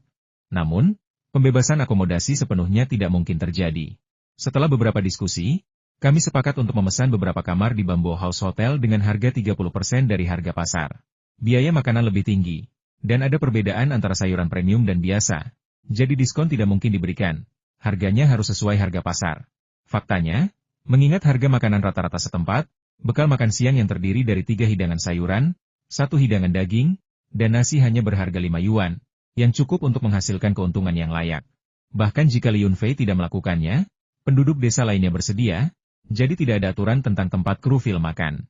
Jika mereka punya uang, mereka bisa pergi ke King Heju untuk makan besar, atau jika mereka ingin menghemat uang, mereka dapat menikmati beberapa hidangan ala pedesaan setempat di rumah-rumah penduduk desa biasa, di mana mereka dapat makan sepuasnya dengan harga 5 atau 10 yuan. Li Yunfei mengatur agar sayuran biasa disajikan di hotel, menyerahkan area makan mewah kepada saudara perempuannya. Selalu ada uang yang bisa dihasilkan, tetapi keluarga itu terbatas, mengabaikan saudara perempuannya akan sangat tidak masuk akal. Setelah urusan bisnis diselesaikan, semua orang bersemangat. Kepala desa, mewakili desa, mengundang anggota kru utama untuk makan malam. Panitia desa, yang luar biasa murah hati, memilih restoran King Heju sebagai tempatnya. Bahkan dengan diskon terendah, makanannya masih berharga lebih dari 1.000 yuan. Setelah makan, Luo Peng secara pribadi memimpin kru ke Hotel Zulou, di mana ia mengatur 30 kamar untuk mereka, ditambah beberapa kamar besar sementara yang dapat ditambahkan tempat tidur ekstra sehingga staf biasa dapat beristirahat, sehingga meminimalkan pengeluaran kru. Tiba-tiba, kamar-kamar di Hotel Rumah Bambu menjadi langka, dengan puluhan kamar lainnya ditempati oleh keluarga pasien, sehingga hampir tidak ada kamar kosong. Li Yunfei melambaikan tangannya dan mengalokasikan sejumlah uang lagi, menginstruksikan Luo Peng untuk melanjutkan perluasan dan menyelesaikan fasilitas pendukung yang diperlukan. Seiring cuaca semakin dingin, hidangan hotpot mulai muncul di meja makan keluarga-keluarga di Sichuan, dan seiring dengan itu, sayuran hijau yang biasa digunakan dalam hotpot juga semakin populer. Misalnya, sayuran segar yang ditanam di ladang Li Yunfei baru saja memasuki pasar, dan orang-orang di ladang tetangga menjadi tidak sabar. Meskipun masih beberapa hari lagi, mereka sudah mempromosikan produk mereka kepada para pedagang sayur yang lewat. Su Jingxiu penuh harapan, berpikir bahwa sayuran hijaunya akan terjual setidaknya 5 yuan per kilogram, jika tidak 10 yuan. Namun, ketika dia menanyakan harganya, dia mengetahui bahwa para pedagang sayur yang datang untuk membeli sayurannya hanya menawarkan sedikit lebih dari 1 yuan per kilogram, dan beberapa bahkan menawarkan sedikit lebih dari 2 yuan, yang kira-kira setengah dari harga eceran di pasar. Ini merupakan pukulan telak bagi Su Jingxiu. Lupakan soal menghasilkan uang, dia bahkan tidak bisa membayar upah para pekerjanya. Ayahnya telah digulingkan, dan dia pun kehilangan jabatannya. Dia segera mengundurkan diri, bahkan berhenti dari pekerjaannya di dinas sipil, karena takut menimbulkan masalah bagi ayahnya. Awalnya, pertanian ini hanyalah usaha sampingannya, tetapi sekarang telah menjadi usaha utamanya. Ia tidak hanya akan bergantung pada pertanian ini untuk penghidupannya di masa depan, tetapi juga untuk menghidupi keluarganya. Ia telah menginvestasikan banyak uang, berpikir ia bisa menunggu panen, tetapi harganya tidak bagus. Mengapa sayuran Li Yunfei bisa dijual seharga 10 yuan per pon, sedangkan sayuran kita bahkan tidak bisa dijual seharga 5 yuan? Su Jingxiu, dengan mata merah, berjongkok di tepi ladang, memandang sayuran yang kekurangan gizi, suaranya agak marah dan rendah. Qin Yao belakangan ini tampak pendiam, sepertinya dia sudah memikirkan banyak hal. Dia menghela napas dan berkata, para penjual sayur itu bilang sayur kita tidak bagus, warnanya kekuningan dan batangnya tipis. Mereka tidak mau membayar mahal, bahkan tidak setinggi sayur yang ditanam dengan metode biasa. Sedangkan untuk sayur Li Yunfei, kudengar dia sudah menandatangani kontrak dengan Dahua Trading. Dia tidak perlu mempromosikannya. Dia hanya perlu menelepon, dan truk Dahua Trading akan datang dan mengambilnya. Kalau dia bisa menjual ke Dahua Trading, kita juga bisa, kata Su Jingxiu dengan kesal, sambil membanting batu di tangannya ke ladang sayuran di kakinya. Aku baru saja melihat truk Dahua Trading lewat. Aku akan pergi berbicara dengan manajer mereka dan memperlihatkan sayuran organik kita kepadanya. Selalu ada orang yang tahu seluk-beluknya. Meskipun penampilannya tidak terlalu bagus, rasanya jauh lebih enak daripada sayuran yang ditanam dengan pupuk dan pestisida biasa. Ini, tunggu aku akan ikut melihat-lihat juga. Qin Yao ragu sejenak, keadaan sulit di depannya mencegahnya untuk berpikir terlalu banyak. Jadi dia mengikuti Su Jingshou keluar dari ladang mereka dan menunggu di jalan utama sampai mobil Dahua Trading keluar. Berharap bisa menghentikan mobil itu di sana untuk menjual sayuran mereka sendiri. Namun mereka terus menunggu, dan truk yang telah diatur Dahua tidak kunjung datang. Mereka tidak tahu bahwa Li Yunfei sedang bersenang-senang makan hotpot dan minum-minum bersama San Guozhong, bos Dahua Trading. Namun, Li Yunfei memperhatikan sedikit kecemasan dalam ekspresi San Guozhong. Mungkin fakta bahwa bos pergi ke pedesaan untuk mengambil sayuran adalah tindakan penghindaran yang tidak disadari. Tuan San, ayo, habiskan ini. Jangan terlihat begitu murung. Katakan padaku apa yang salah. Meskipun aku mungkin tidak bisa membantumu menyelesaikannya, aku akan selalu menjadi pendengar yang baik. Li Yunfei mendesaknya untuk minum. San Guozhong datang dengan truk hari ini, dan semua tingkah lakunya menunjukkan bahwa orang ini agak tidak normal. Haha, apa yang mungkin terjadi padaku? Kerangka kerja perusahaan secara keseluruhan sudah ada. Kita punya lebih dari cukup uang untuk dibelanjakan bahkan jika kita sedang berbaring di tempat tidur. Ayo, bersulang. San Guozhong tidak ingin berbicara, dia hanya menenggelamkan kepalanya ke dalam minumannya. Aku memasukkan beberapa tangkai daun ketumbar ke dalam panci panas, mengaduknya sebentar di dalam kaldu daging kambing, lalu mengambilnya. Daun ketumbar saja sudah cukup membuatku ngiler, tak perlu saus. Mungkin aku merasa kurang pedas, jadi aku mengambil cabai acar kecil, memasukkannya ke mulutku, dan mengunyahnya. Suara renyahnya mengirimkan sensasi panas yang menjalar dari tenggorokanku ke seluruh tubuhku, membuatku langsung merasa hangat, dan keringat menetes di hidung dan dahiku. San Guozhong berseru bahwa itu sangat menyenangkan, mengatakan bahwa meskipun hotpot tidak cocok dengan kucai, bagaimana mungkin Anda makan hotpot tanpa acar bunga kucai? Aroma bunga kucai tidak tertandingi oleh aroma acar sayuran dan irisan lobak. Li Yunfei bisa tahu bahwa pria itu mabuk. Dia tadi sudah menghabiskan sepiring penuh bunga kucai, dan sekarang dia mengeluh karena tidak diberi bagian lagi. Jadi dia menunjuk ke sepiring sayuran krisan dengan sumpitnya dan berkata, "Ini bunga kucai. Coba saja kalau kau tidak percaya."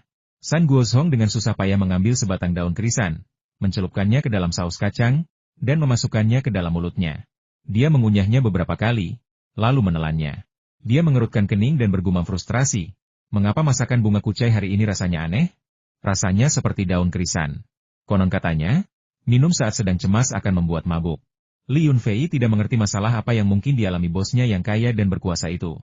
Melihat bahwa pria itu benar-benar mabuk, dia berhenti membujuknya untuk minum. Dia mengambil beberapa potong daging kambing, memakannya dengan acar sayuran pedas, dan menikmati cita rasa yang unik. Tepat saat itu, wakil manajer Dahua Trading masuk. Ia datang bersama San Guozhong untuk menjalankan beberapa urusan. Biasanya, San Guozhong akan mengatur agar rombongannya makan bersamanya. Tetapi hari ini ia mengajak mereka ke restoran kecil dan tidak duduk di meja yang sama dengannya. Wakil manajer berlari ke meja dan melaporkan dengan hati-hati. "Tuan San, seorang pria dan wanita muda datang dari pertanian tetangga.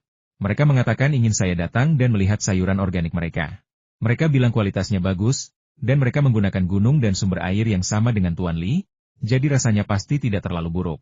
Mereka juga mengatakan harganya bisa dinegosiasikan. Mereka tidak perlu meminta 10 yuan per pon, 7 atau 8 yuan juga bisa dinegosiasikan." Li Yunfei terkekeh mendengar ini. Apakah kedua pria di sebelah itu benar-benar sebegitu putus asa?